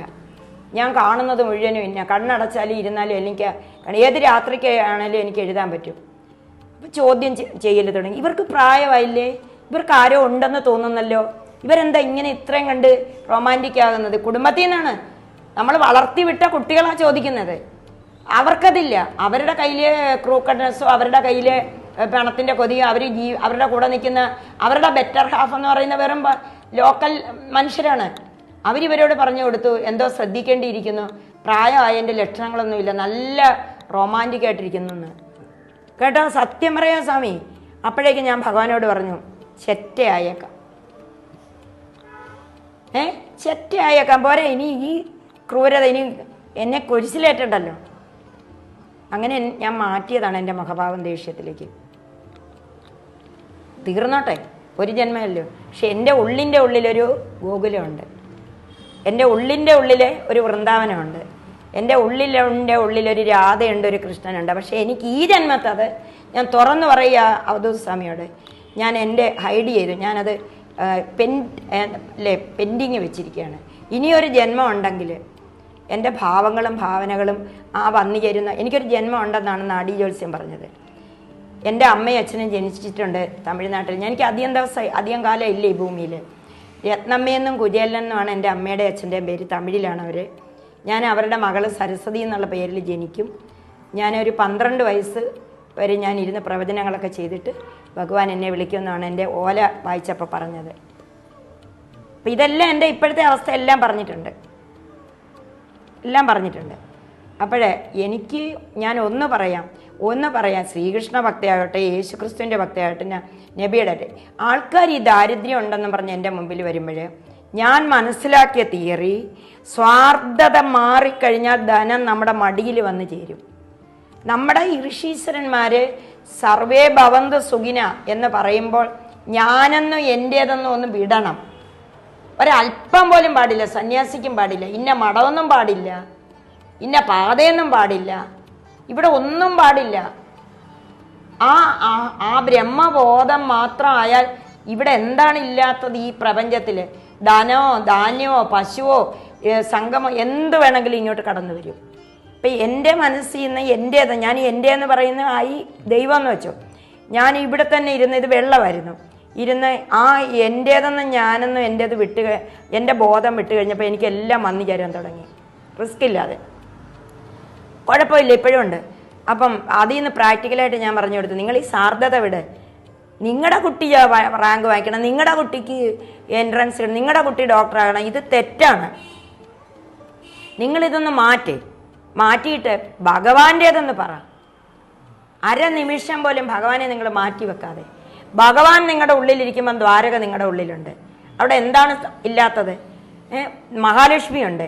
നിങ്ങൾക്ക് ഈ ദാരിദ്ര്യം വരുന്നതിൻ്റെ കാര്യം നിങ്ങൾ മാനസിക തലത്തിലേക്ക് താഴുന്നു, തമോ ഗുണത്തിലേക്ക് പോകുന്നു. നിങ്ങളുടെ ഉള്ളിൽ ഭഗവാനില്ല. നിങ്ങളിവിടെ വന്ന് ചുളിവിൽ ഇവിടെ വന്നിട്ട് അത് ഇത് താന്ന് പറഞ്ഞാൽ ഞാൻ തരത്തില്ല. ഞാൻ ആർജിച്ച് വെച്ചിരിക്കുന്ന ബോധമാണ്. അത് നിങ്ങൾ കൊണ്ടുപോയി ചീപ്പായിട്ടുള്ള കാര്യത്തിന് മുടക്കാനുള്ളതല്ല. നിങ്ങൾ എൻ്റെ വഴിക്ക് വരുന്നില്ലല്ലോ. നിങ്ങൾ കുറച്ചെങ്കിലും നിങ്ങളുടെ സെൽഫിഷ്നെസ് വിട്. ഓരോരോ ലോകം കെട്ടിപ്പടുക്കാനല്ലേ നിങ്ങൾ ഈ വരുന്നത്.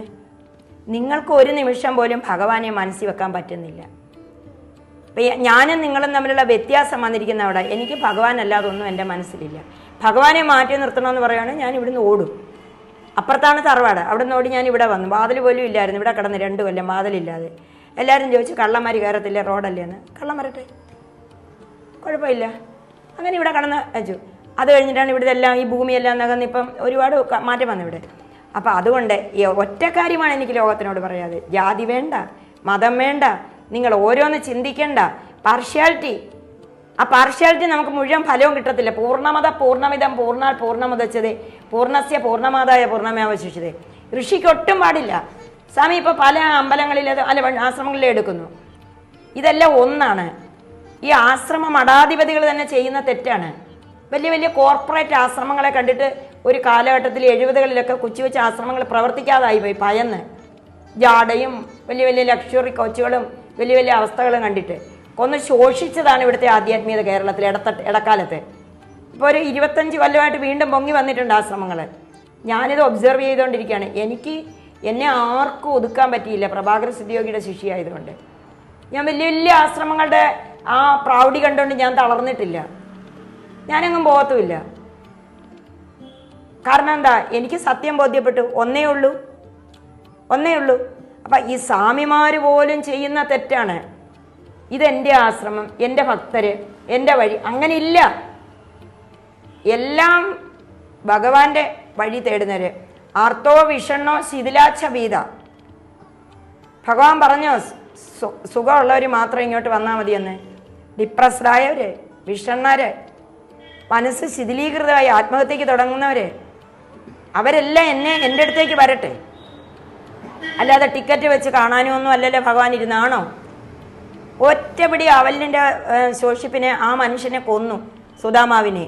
ഞാൻ ഗുരുവായൂർ പോകുമ്പോൾ സുധാമാവിന് തൊഴും, ഗരുഡന് തൊഴും. കാര്യം ഞാൻ ഗരുഡസ്വാമിയോട് പറയും, സ്വാമി കൂട്ടിക്കൊണ്ട് വരണേ ഭഗവാനെ, ഞാൻ വേറൊരു വാഹനം വന്നാൽ വരത്തില്ല. ഞാൻ ഗരുഡന് പൂജ ചെയ്യുന്നതാണ് എൻ്റെ കൂടെ വരുന്നിരിക്കും. എന്താ എത്ര സ്വകാര്യം പറയാനായിട്ടുള്ളത് ഈ പരുന്തിനോട്? ഞാൻ പറഞ്ഞു, ഇദ്ദേഹമാണ് ഏറ്റവും വലിയ പൈലറ്റ്. ഇദ്ദേഹം ഇങ്ങനെ അങ്ങോട്ട് നോക്കി ഇരിക്കുകയല്ലേ. ഇദ്ദേഹത്തിനെ കാണുമ്പോൾ എനിക്കറിയാം എന്നെ വിളിച്ചുകൊണ്ട് പോകാൻ എൻ്റെ ആൾ വന്നെന്ന്. ഇത് സത്യമാണ്. സർവ ദേവതകളും സത്യമാണ്. സുബ്രഹ്മണ്യൻ സത്യമാണ്, ഭദ്രകാളി സത്യമാണ്, സർവ ദേവതകളും സത്യമാണ്. എല്ലാ എനർജികളാണ്, വിവിധ മൂർത്ത രൂപങ്ങളാണ്, കാലാനുസൃതമായിട്ട് ആവിഷ്കരിക്കപ്പെട്ട സത്യങ്ങളാണ് നമ്മുടെ ദേവതകളെല്ലാം. അവരവരുടെ കഴിവനുസരിച്ച് അവർക്ക് അനുഗ്രഹിക്കാൻ കഴിവുണ്ട് നമ്മളെ. ഇവരെ ആരെ വേണമെങ്കിലും നമുക്ക് അപ്രോച്ച് ചെയ്യാം നമ്മുടെ അവസ്ഥസ്ഥിതിക്ക്, കേട്ടോ. അപ്പം ഭഗവാനെ സ്നേഹിക്കുന്ന ഒരാൾ ഞാനെന്നും എൻ്റേതെന്ന് സ്വാമിമാരാണെങ്കിലും മനുഷ്യന്മാരാണെങ്കിലും വിളിക്കാൻ പാടില്ല. അവിടെ ഹിന്ദു ഇല്ല, മുസൽമാനില്ല, ഒന്നുമില്ല, യാതൊന്നുമില്ല. വാനരനാരിയെയും വാനവനാരിയെയും ഒരുപോലെ സ്വീകരിച്ച ആളാണ് എൻ്റെ ആരാധനാമൂർത്തി കൃഷ്ണൻ. പ്രഭാകര സിദ്ധിയോഗിയും ശ്രീകൃഷ്ണഭഗവാനും കൂടെ കോമ്പറ്റീഷനാണ് എൻ്റെ കാര്യത്തിൽ. കാര്യം ഞാൻ ഭഗവാനിലേക്ക് പോകുമ്പം എനിക്ക് ഇങ്ങേപ്പുറത്ത് പണി തരും ഗുരുജി, എന്നെ പിടിക്കും. പിന്നെ ഞാൻ ഗുരുവിൻ്റെ മുമ്പിൽ ഏത്തവിടണം, അല്ലെങ്കിൽ അവധൂതന്മാരുടെ അടുത്ത് പോകണം. ഞാൻ ഭഗവാന്റെ അടുത്ത് ഇപ്പോഴത്തെ ഒരു സംഭവം പറയാം സ്വാമിയോട്. ഞാൻ ഈ സന്താന ഗോപാലൻ പിന്നെ അടുത്തെന്തെന്ന് പറഞ്ഞാൽ ഞാൻ പറഞ്ഞല്ലോ, ഞാൻ എൻ്റെ സൗന്ദര്യം എല്ലാം മാറ്റി വെച്ച് എല്ലാം മാറ്റിയിട്ട് ഞാനിങ്ങനെ മുടി പോലെ. ഇപ്പം എൻ്റെ മകനൊക്കെ വന്നിട്ട് ചോദിക്കുന്നത് മുടിയൊന്ന് ചീകെ, അറ്റ്ലീസ്റ്റ് അതിനു മുമ്പ് എന്നോട് എന്തിനാണ് ഇത്ര ഒരുങ്ങുന്നതെന്ന് ചോദിച്ചാൽ മുടിയൊന്ന് ചീകെ, മുടി ചീക ഉടുക്കെന്നൊക്കെ പറയുന്നുണ്ട്. ഒരുപാട് സ്ത്രീകളുണ്ട് നമ്മുടെ ഫാന്. അവരൊക്കെ ഈ സാരികളൊക്കെ ആയിട്ട് വരും, അമ്മ ഒരുങ്ങി. ഞാൻ ചെന്തോന്ന് ഒരുങ്ങാൻ.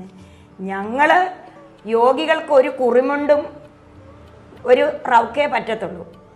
സത്യത്തിൽ അവധൂത സ്വാമി ഞാൻ കഷ്ടപ്പെടാം. ഒരു പുഴയുടെ തീരത്തെ നമുക്ക് ജീവിക്കാനൊക്കത്തുള്ളൂ. ഞാനിൽ സർപ്പക്കാട്ട് കയറി കാർക്കിച്ച പോലെ എൻ്റെ ഇപ്പോഴത്തെ അവസ്ഥ. ആരോട് പറയാൻ? നമുക്ക് പുഴയ്ക്കകത്ത് ചെന്ന് ഇറങ്ങിക്കിടക്കാം. ഈ നട്ടലിൽ കിടക്കുന്ന അഗ്നിഗോളം പൊങ്ങി ഉച്ചയിലാകുമ്പോഴത്തേക്ക് ഉച്ചി പൊട്ടുന്നെന്ന് തോന്നും. 10 മണിയാകുമ്പോഴത്തേക്ക് വെള്ളം ഉണ്ടെങ്കിൽ അവിടെ പോയി കിടക്കാം. നമുക്ക് 2 തുണിയേ ഉടുക്കാനൊക്കത്തുള്ളൂ. എനിക്ക് ഈ നാട്ടിൽ ജീവിക്കാൻ പറ്റുന്ന ഒരു ജീവി ആയി മാറി ഞാൻ. അതെനിക്ക് പറ്റുന്നില്ല. ഞാനൊരു കുറിമുണ്ട് കൊടുത്തിട്ട് ഇതിലേ നടക്കുമ്പോഴത്തേക്ക് തൊട്ടിപ്പുറത്തെ ഫാമിലിയല്ലേ, അവർ ചോദിക്കും ആക്ഷേപിക്കാനാണോ എന്ന് ചോദിക്കും. അപ്പം ഞാൻ പതുക്കെ ഇവിടുന്ന് മൂവ് ചെയ്യും. ജീവിച്ചിരിക്കുകയാണെങ്കിൽ ഞാൻ മൂവ് ചെയ്യും. എനിക്ക് പറ്റത്തില്ല ഈ നാഗരികത. കാര്യം 2 മുണ്ടേ നമുക്ക് പറ്റത്തുള്ളൂ. ഒന്ന് എന്നുവെച്ചാൽ വിയർത്തിട്ട് നമ്മളങ്ങ് എന്നുവെച്ചാൽ 72,000 നാടുകളും വികസിക്കുകയല്ലേ. ഈ ഇടവിങ്കളകളിൽ കൂടെ ഓടുന്ന അഗ്നി സുഷുമ്നയിലേക്ക് കയറിയിട്ട് ഉച്ചിയിലേക്ക് ഇങ്ങനെ അടിക്കുക. ഇവിടെ നമുക്ക് ഒരു ബാരിക്കേഡും പാടില്ല. ഒരു യോഗിക്ക് യാതൊരു പ്രതിസന്ധിയും പാടില്ല. യാതൊരു നിബന്ധനകളും ഒരു യോഗിക്കില്ല. യോഗി സർവതന്ത്ര സ്വതന്ത്രനാണ്. യോഗി ആ ബ്രഹ്മബോധത്തിലിരിക്കുന്ന യോഗിയെ ദേഹം കൊണ്ട് അളക്കാൻ പാടില്ല, ബോധം കൊണ്ട് അളക്കാൻ പാടില്ല. എപ്പോഴെന്ത് ചെയ്യുമെന്ന് അറിയാൻ പറ്റില്ല. അതാണല്ലോ പ്രഭാകര സിദ്ധയോഗി. അദ്ദേഹത്തെ എനിക്ക് മനസ്സിലായിട്ടില്ല. ആയെന്ന് ഞാൻ പറയാം. ഞാൻ അത്രയ്ക്കൊന്നും എത്തിയിട്ടില്ല. എല്ലാമൊന്നും എനിക്ക് പറഞ്ഞു തന്നിട്ടുമില്ല. ഒരുപാട് 90% ഗോപ്യമായിട്ടേ അവർ വെക്കുകയുള്ളൂ. ഈ മനുഷ്യരീരത്തിലിരിക്കുന്ന നമുക്ക് ഏത് ശിഷ്യാന്ന് പറഞ്ഞാലൊന്നും പറഞ്ഞു തന്നിട്ടില്ല. കുറച്ച് കാര്യങ്ങൾ പറഞ്ഞു തന്നിട്ടുണ്ട്, അത്രയേ ഉള്ളൂ. അപ്പം എന്താണ് സന്യാസം? സർവതന്ത്ര സ്വതന്ത്രമായ ബോധത്തിൽ ഇരിക്കാനുള്ള അവകാശമാണ് സന്യാസം. ആത്മീയ പാതയിലേക്ക് ഇറങ്ങുന്നവനെ ഉപദ്രവിച്ചാലുണ്ടല്ലോ 7 ജന്മം നരകമാണ്. കാര്യം അവൻ ഈശ്വരനുമായിട്ടാണ് കോണ്ടാക്ട്. സ്വാതന്ത്ര്യം, പരമമായ സ്വാതന്ത്ര്യം. ഗുരു വഴി കാട്ടി തന്നാൽ മതി. ഗുരു വന്നിട്ട് മാറി നിൽക്കട്ടെ. ഈ ആത്മാവല്ലേ ഗുരുവായി തീരുന്നത്. അപ്പം ഇന്ന് നമുക്ക് കേരളത്തിൽ ഇമ്പാർഷ്യലായിട്ട് ആത്മീയ യാത്ര ചെയ്യാൻ പറ്റത്തില്ല. അവധൂത സ്വാമി ബ്രാൻഡ് ചെയ്ത് കളയും. സ്വതന്ത്രമായിട്ടിരിക്കാമെങ്കിൽ നമുക്ക് ആശ്രമം, നമുക്ക് പത്രത്തിൽ വരണ്ട, മീഡിയയിൽ വരണ്ട. ഒരു കുടില് കെട്ടിയിരുന്ന് നമ്മൾ ഇവിടെ വേണ്ട വിധത്തിൽ വൈദിക ഹോമങ്ങൾ ചെയ്താൽ ഇവിടെ ധാന്യം വർദ്ധിക്കാം, കൃഷി വർദ്ധിക്കും, ഗോക്കൾ വർദ്ധിക്കും, എല്ലാം വർദ്ധിക്കും. ഭാരതീയ ഋഷികൾ കണ്ടുപിടിച്ച 4 വേദവും 6 ശാസ്ത്രം അവിടെ നിൽക്കട്ടെ. ഈ വേദങ്ങളിൽ പറയുന്ന അനുസരിച്ച് വേദവിഹിതമായിട്ട് നവരാത്രി കാലത്തൊക്കെ നമ്മൾ ഹോമം ചെയ്താൽ, ഹോമം അത്യന്താപേക്ഷിതമാണ് ഒരു ഋഷി മാടത്തിൽ. അവർ കുടുംബം സ്ഥാപിച്ചത് തന്നെ കുഞ്ഞുങ്ങൾ പശുവിനെ വളർത്തും, ഭാര്യ ബാക്കിയുള്ള കാര്യങ്ങൾ ചെയ്തതും എനിക്ക് ഹോമം ചെയ്യാനാണ്. ഹോമം നിർബന്ധമാണ്. കാര്യം അന്തരീക്ഷത്തിൽ ഉള്ള ഡിവൈൻ മോളിക്യൂൾസ്, ഇന്ദ്രൻ ചന്ദ്രൻ വരണം എന്നൊക്കെ പറയുന്നത് ഓരോരോ പവർ സ്റ്റേഷനുകളാണ്. അവരെ സ്വാധീനിച്ച് അവരുടെ അനുഗ്രഹം വാങ്ങിയെങ്കിൽ ധനവും ധാന്യവും പച്ചക്കറികളും ഉണ്ടാവുള്ളൂ. വേണ്ട വിധത്തിൽ അതില്ലല്ലോ ഇവിടെ.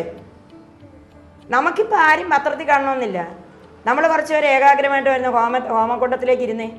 നവധാന്യങ്ങൾ, ഏലക്ക, ഈ ഗുൽഗുലു.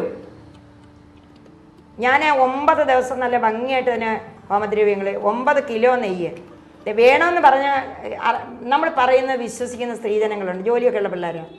എത്ര നെയ്യ് വേണമെന്ന് നമ്മൾ പറഞ്ഞാൽ മതി, ഇങ്ങോട്ട് കൊണ്ടുവന്ന് തരിക. ഞാൻ തന്നെ ഇരുന്നിട്ട് ഞാൻ ഹോമിക്കും. എന്താ അഗ്നിക്ക് വാങ്ങിച്ചൂടെ? ഒരു ബ്രഹ്മചാരി ഇരുന്ന് അഗ്നിയിലേക്ക് സ്വാഹ പറഞ്ഞ് വാങ്ങിച്ചൂടെ? പ്രത്യേകിച്ച് സ്വാമിയോട് എനിക്ക് പറയാനുള്ളത്, ദേവി പ്രധാനമാണ് നമ്മുടെ ഒക്കെ ജീവിതം. നമ്മൾ അക്കരെ പോയിട്ടില്ല, പ്രകൃതിയെ ജയിച്ച് പോയിട്ടില്ല. ജയിക്കാൻ ശ്രമിക്കുക. പ്രകൃതിയെ നമ്മൾ നിരോധിച്ചുകൊണ്ടോ പ്രകൃതിയെ അവഗണിച്ചുകൊണ്ടോ നമുക്ക് മുന്നേറാൻ പറ്റത്തില്ല സാധകന്.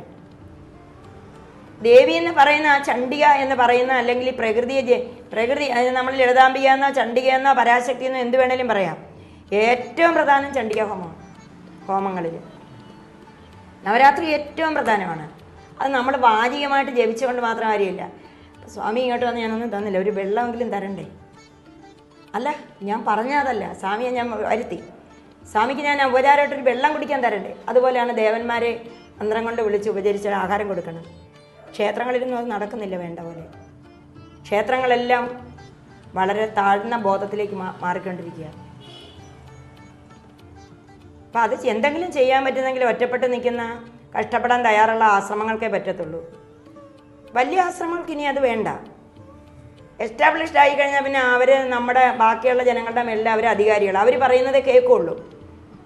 എന്നാൽ ഭാരതീയ വേദാന്തത്തിൽ ആശുപത്രി ഉണ്ടാക്കാനും പറഞ്ഞിട്ടില്ല, സ്കൂളുണ്ടാക്കാനും സ്കൂളുണ്ട്, വൈദിക സ്കൂളാണ്. മുനിയുടെ ചുറ്റും ചെന്നിരുന്ന് പഠിക്കാം, വേദം പഠിക്കാം, ഒന്നും പറഞ്ഞിട്ടില്ല. സന്യാസി ഒരു കർമ്മവും ചെയ്യാൻ പാടില്ല. അത്തരം അതൊക്കെ പറഞ്ഞിട്ടില്ലേ? ശൂദ്രൻ, വൈശ്യൻ, ബ്രാഹ്മണൻ, അങ്ങനെയല്ലേ പോകുന്നത്. ക്ഷത്രിയൻ, ബ്രാഹ്മണൻ. ക്ഷത്രിയൻ സംരക്ഷണം കൊടുക്കണം ബ്രാഹ്മണന്. ബ്രാഹ്മണൻ എന്ന് പറഞ്ഞാൽ നമ്പൂതിരിയല്ല. ആ വർണ്ണ വ്യവസ്ഥ അനുസരിച്ച് ചെയ്യാവുള്ളൂ. സന്യാസി ഇതിനൊന്നും ഇറങ്ങിത്തിരിക്കരുത്. സന്യാസമല്ല. സന്യാസി സദാ ജ്ഞാനസമ്പാദന ഹോമം ചെയ്യാം. അപ്പം ഇങ്ങനെ ഒരുപാട് അനോമലീസ് കിടക്കുന്ന ഈ കേരളത്തിൽ ഞാനൊരു ആളിതൊക്കെ പറഞ്ഞിട്ട് എന്ത് നേടാനാന്ന് വെച്ചിട്ട് അവധൂത സ്വാമി വിളിച്ചപ്പോൾ എന്തിനെടുക്കുന്നു?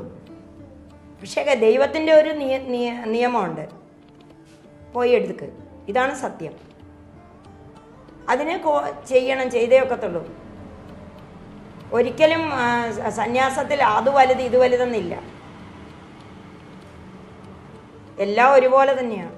ഓരോ മാർഗം, ക്രിയായോഗം, കർമ്മയോഗം, ജ്ഞാനയോഗം. ഇപ്പോൾ വൈദികതയെ തള്ളി പറഞ്ഞിട്ട് ഇപ്പം ചില സ്വാമിമാർ പറയുന്നുണ്ട് ക്ഷേത്രത്തിൽ പോകണ്ട, അത് തെറ്റാണത്. അത്രയെങ്കിലും ഒരുത്തം നന്നാവുന്നെങ്കിൽ അവിടെ വരെ ചുറ്റിയിട്ട് വരട്ടെ. അപ്പം നമുക്ക് വൈദികതയെ തള്ളി പറഞ്ഞിട്ട് ഒന്നും ഇവിടെ നേടാനില്ല. വേദം മറഞ്ഞു പോയാൽ നമ്മൾ ഇല്ലാതാകും ധർമ്മം. അതുകൊണ്ടല്ലേ വേദത്തെ മീളാനല്ലേ അല്ലേ ആമയായി വന്നത്. എല്ലാ 4 പാദങ്ങളും അവിടെ നിൽക്കട്ടെ, വേദം ഉച്ചരിപ്പിക്കണം മഠങ്ങളിൽ. ഹോമങ്ങൾ വേണം, ഇതെല്ലാം വേണം. അല്ലാതെ ഭക്തിമാർഗം കൊണ്ട് നമ്മൾ ജപിച്ചിരുന്ന് വേഷം കെട്ടിക്കൊണ്ട് മാത്രമായില്ല. ഹരേ രാമ ജപിച്ചാൽ മതിയെന്ന് പറയുന്നുണ്ട്, ശരിയാ. ഹരേ രാമ ജപിച്ചു കലിയെ ജയിക്കാം. അത് ആദ്യത്തെ അവസ്ഥയിൽ. സ്വാമിയുടെ അവസ്ഥയിൽ സ്വാമിക്ക് അത് വേണ്ട, എൻ്റെ അവസ്ഥയിൽ എനിക്ക് വേണ്ട.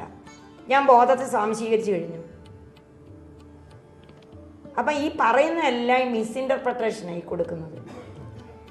അതിലൊന്നും വീഴണ്ട. സ്വാമിക്ക് ഞാൻ ഇൻ്റർവ്യൂ തന്നത് തന്നെയെന്ന് വെച്ചാൽ, സ്വാമിയൊക്കെ ചെറുപ്പക്കാരല്ലേ, ഇപ്പം ഈ ബോഡിയിലിരുന്ന് എനിക്ക് ഇത്രയൊക്കെ ചെയ്യാൻ പറ്റി. നിങ്ങളുടെയൊക്കെ കാലഘട്ടത്തിൽ നിങ്ങൾക്കൊക്കെ ഒരുപാട് ചെയ്യാൻ പറ്റും. പിന്നെ ഇപ്പം ചെയ്യേണ്ടതെന്ന് പറഞ്ഞാൽ, ഞാനിപ്പോൾ ഇവിടെ ഇരിക്കുന്നെന്ന് പറഞ്ഞാൽ സ്ത്രീകൾ അനുഭവിക്കുന്ന നരക ദുഃഖത്തിൽ നിന്നുള്ള ഒരു ബോധവൽക്കരണം കൊടുക്കാനാണ്.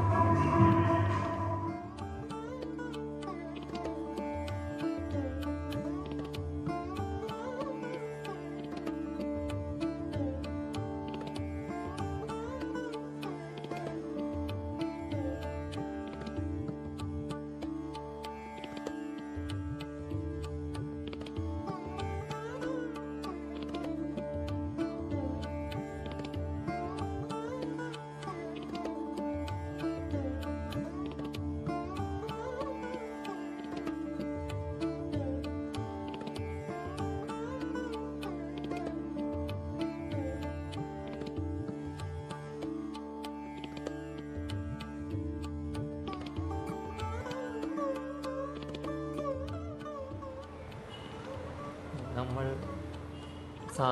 സാധന പ്രാക്ടീസ് ചെയ്ത് വരുന്ന സാധകരാണ്. അപ്പോൾ അമ്മയുടെ ഇത്രയും വർഷത്തെ ഒരു എക്സ്പീരിയൻസ്, അമ്മയുടെ സാധനാ ജീവിതം, ഇതിൽ നിന്നെല്ലാം സമൂഹത്തിനോടും നമ്മൾ സാധകരോടും എന്താണ് അമ്മയ്ക്ക് പറയാനുള്ളത്? പറയാനുണ്ടല്ലോ. അതായത് ഈ മനസ്സെന്ന് പറയുന്നത് നമ്മുടെ ശരീരത്തിലല്ല, മനസ്സിനകത്താണ് ലോക ശരീരം. അപ്പോഴേ ഈ സാധന എന്ന് പറയുമ്പോൾ തന്നെ വേൾഡ് മൈൻഡുമായിട്ട്, അതായത് യൂണിവേഴ്സൽ മൈൻഡുമായിട്ട് നമ്മൾ ബന്ധപ്പെടുക. അതിൽ 3 തലമാണ്. ഒന്ന് ചീത്ത തലത്തിലേക്ക് പോകാം, ദുഷ്ടൻ്റെയും സെൽഫിഷായിട്ടുള്ള ആളുകളുടെയും പോകാം. ഒന്ന് ലോകത്തിന് ഉപകരിക്കണമെന്ന് വിചാരിച്ച് നമ്മൾ സർവീസ് മൈൻഡഡ് ആയിട്ടുള്ളവരിലേക്ക് പോകാം, ധർമ്മമാർഗത്തിൽ. അപ്പം നമ്മൾ ചെയ്യേണ്ട സാധകൻ എപ്പോഴും നമ്മൾക്ക് എന്ത് വന്നാലും ആ ഉന്നതമായ ബോധതലത്തിലേക്ക് വേണം. നമ്മൾ എന്ത് ചിന്തിക്കുന്നോ അത് കിട്ടും. നമ്മൾ അനുഷ്ഠാനത്തിനിരിക്കുമ്പോൾ ചിത്തവൃത്തി നിരോധം എന്ന് പറയുക. പക്ഷേ നമുക്കല്ല ചിത്തവൃത്തി വേണമെങ്കിൽ എന്താ, നമ്മെ പോലുള്ള ആളുകളെ കണ്ടുമുട്ടണമെന്നെങ്കിൽ അങ്ങനെ ചിന്തിക്കാം. അപ്പോൾ സാധന എന്ന് പറയുന്നത് ഇല്ലാതാക്കലാണ്. നമ്മളുടെ ഉള്ളിൽ നമ്മളെ ഇങ്ങോട്ട് വിട്ടതെന്ന് പറയുന്നത് ഒന്നും തേടിപ്പോകാനല്ല. നമ്മൾ കൊണ്ടുവന്നിരിക്കുന്ന ബോണ്ടേജ് ഉണ്ട്, അത് പ്രാരബ്ധ കർമ്മങ്ങൾ ഏവനും പൂജിക്കണം. ബ്രഹ്മാവിനും ഉള്ളതല്ല കർമ്മ കാണ്ട എന്നല്ലേ പറയുന്നത്. അത് ഒരിക്കലും നമ്മുടെ പൂർവ്വകർമ്മത്തെ ഇല്ലാതാക്കാൻ പറ്റത്തില്ല. അപ്പം നമ്മൾ സാധന അനുഷ്ഠിക്കുന്നത് തന്നെ അത് ഇല്ലാതാക്കാനാണ്, ആ പൂർവ്വദുരിതം ഇല്ലാതാക്കാനാണ്. അപ്പോൾ അത് അനുഷ്ഠിക്കുമ്പോൾ നമ്മളൊന്നും ചിന്തിക്കേണ്ട, അത് വേണം ഇത് വേണമെന്ന് ചിന്തിക്കേണ്ട. നമുക്ക് വേണ്ട എന്താ, മുക്തിയല്ലേ. ഇനി ഒരു ജന്മം വേണ്ട, ഇനി ഒരു ബോഡി എടുക്കണ്ട. ആ സാധന എന്ന് പറയുന്നത് തന്നെ അത് തന്നെ, അല്ലാതെ എവിടെയെങ്കിലും പച്ചപ്പുൽ തകടി പോയി ഇരിക്കുക എന്നല്ല. അപ്പോൾ അങ്ങനെ നമ്മൾ യൂണിവേഴ്സൽ മൈൻഡുമായിട്ട് നമുക്ക്, സ്വാമി എപ്പോഴും പറയും കമ്മ്യൂണിക്കേറ്ററാണ് ഞാനെന്ന്, എപ്പോഴും സ്വാമിയുടെ ഒരു വാചകം ഞാൻ ആലോചിക്കും. യൂണിവേഴ്സൽ മൈൻഡുമായിട്ട് നമ്മൾ ടൈപ്പ് ആയാൽ ഇപ്പം ആര് വന്നാലും ആ കാസ് ആൻഡ് എഫക്റ്റ് തിയറി നമുക്ക് കിട്ടും. ഇപ്പം ഞാനിത് വ്യവസായവൽക്കരിക്കരുതെന്ന് വിചാരിച്ചാൽ ഞാൻ ഇതുവരെ ഈ രഹസ്യം പറയാത്തത്. കാര്യം ഒരു 2-3 ലക്ഷം പേര് കഴിഞ്ഞ 5 മാസത്തിന് മുമ്പ് കണ്ടിട്ട് ഇവിടെ തിരക്കായിരുന്നു. ഒരു കാര്യവും വ്യവസായവൽക്കരിക്കേണ്ട. പക്ഷെ അത്യന്താപേക്ഷിതമായിട്ട് വേണ്ടത് ചെയ്യാം. അതായത് ഒരാൾ നമ്മളുടെ അടുത്തേക്ക് ദുരിതം പറയുമ്പോൾ അതിൻ്റെ കാസ് എന്താണെന്ന് പെട്ടെന്ന് എൻ്റെ ബോധം പറഞ്ഞു തരും എനിക്ക്. ഇപ്പോൾ ഒരു സ്ത്രീ തന്നെ നമ്മളോട് പറയുക ഇന്നതാണ് എനിക്കൊരു ബുദ്ധിമുട്ട് വരുന്നത്. അപ്പോൾ അവിടെ നടന്ന സംഭവം എന്താണെന്ന് പെട്ടെന്ന് തന്നെ നമ്മുടെ ബ്രെയിനിലേക്ക് തരും. കമ്പ്യൂട്ടറിൽ തെളിയുന്ന പോലെ തെളിയും. അതിനൊരു ഉദാഹരണം പറയും. ഈ അടുത്ത ദിവസങ്ങളിലൊക്കെ ഞാൻ തന്നെ എന്നെക്കുറിച്ച് ആലോചിച്ചിട്ട് രസം. ഞാനും എൻ്റെ ഡ്രൈവറും കൂടെ സഞ്ചരിക്കുക, ബാലന്. ഞങ്ങൾ സഞ്ചരിക്കുമ്പോൾ ഒരു സ്ത്രീ വിളിച്ചിട്ട് ഒരു കാര്യം പറഞ്ഞു കഴിഞ്ഞ ഉടനെ എൻ്റെ ബോധത്തിൽ വരിക, കൈ വികലാംഗയായ ആരാ നിൻ്റെ വീട്ടിൻ്റെ അടുത്ത് നിന്നുകൊണ്ട് നിന്നെ ഇങ്ങനെ ഉപദ്രവിക്കുന്നതെന്ന് ചോദിച്ചു. അപ്പോൾ അവളുടെ നാത്തൂൻ തന്നെ വികലാംഗയാണ്. ഇവളുടെ മകൻ കൊണ്ട് കൊടുക്കുന്ന അപേക്ഷകളെല്ലാം പോകുന്നു. ഇവരെവിടെ പോയി പ്രാർത്ഥിക്കുന്നത്. ശരി, ഞാൻ അങ്ങോട്ട് വരാം. ഞാൻ പറഞ്ഞു വരണ്ട, നീൻ്റെ കുഴപ്പം എന്താണെന്ന് പിടികിട്ടിയില്ലേ? ആ കാസ് ആൻഡ് എഫക്റ്റ് എന്നില്ലേ, കാസ് ആൻഡ് എഫക്റ്റ് തിയറി അല്ലേ, കർമ്മദോഷം നീ ചെയ്തിട്ടുണ്ട്, അതുകൊണ്ട് ഇവള് നിനക്ക് ശത്രുവായിട്ട് വന്നു. അതുപോലെ ആര് വന്നാലും നമുക്ക് അവർക്കുണ്ടായിരിക്കുന്ന ആ ചുതി കിട്ടും. അത് എൻ്റെ മിടുക്കൊന്നുമല്ല, ഏത് സാധകനും കിട്ടും. അതാണ് ഈ സിദ്ധി എന്നൊക്കെ പറയുന്നത്. പക്ഷേ ആ സിദ്ധി വെച്ച് കളിക്കാൻ പോയാൽ താഴേക്ക് പോകും നമ്മുടെ അവസ്ഥ. ഇതൊക്കെ വ്യവസായവൽക്കരിക്കാൻ പാടില്ല. ഉടനെ മാർക്കറ്റിംഗ് ആയി, ഉടനെ ആൾ സിദ്ധനായി, ഉടനെ അത് ഇങ്ങോട്ട് വന്നു, ഉടനെ പൈസ വെച്ചു, അത് വെച്ചു. ആ പൈസയൊക്കെ നരകത്തിലേക്ക് കൊണ്ടുപോകും നമ്മളെ. പിന്നിപ്പോൾ ഒരാൾ വന്നു, അമ്മ ഞാൻ കഞ്ഞി വീഴ്ത്തൽ നടത്തുന്നു, അല്ലെ മരുന്ന് കൊടുക്കുന്നു, ആ മരുന്നിൻ്റെ വില നമ്മൾ വാങ്ങിക്കാതിരിക്കുന്നു. അതിൻ്റെ മെഡിസിൻ്റെ റേറ്റാണ്. അല്ലാതെ ഇതൊക്കെ വലിയ അപകടകരമാണ് സിദ്ധി എന്ന് പറയുന്നത്. അതുണ്ട് എനിക്ക്, ഞാനത് കൺസീൽ ചെയ്ത് വെച്ചിരിക്കുക. അതുണ്ട്.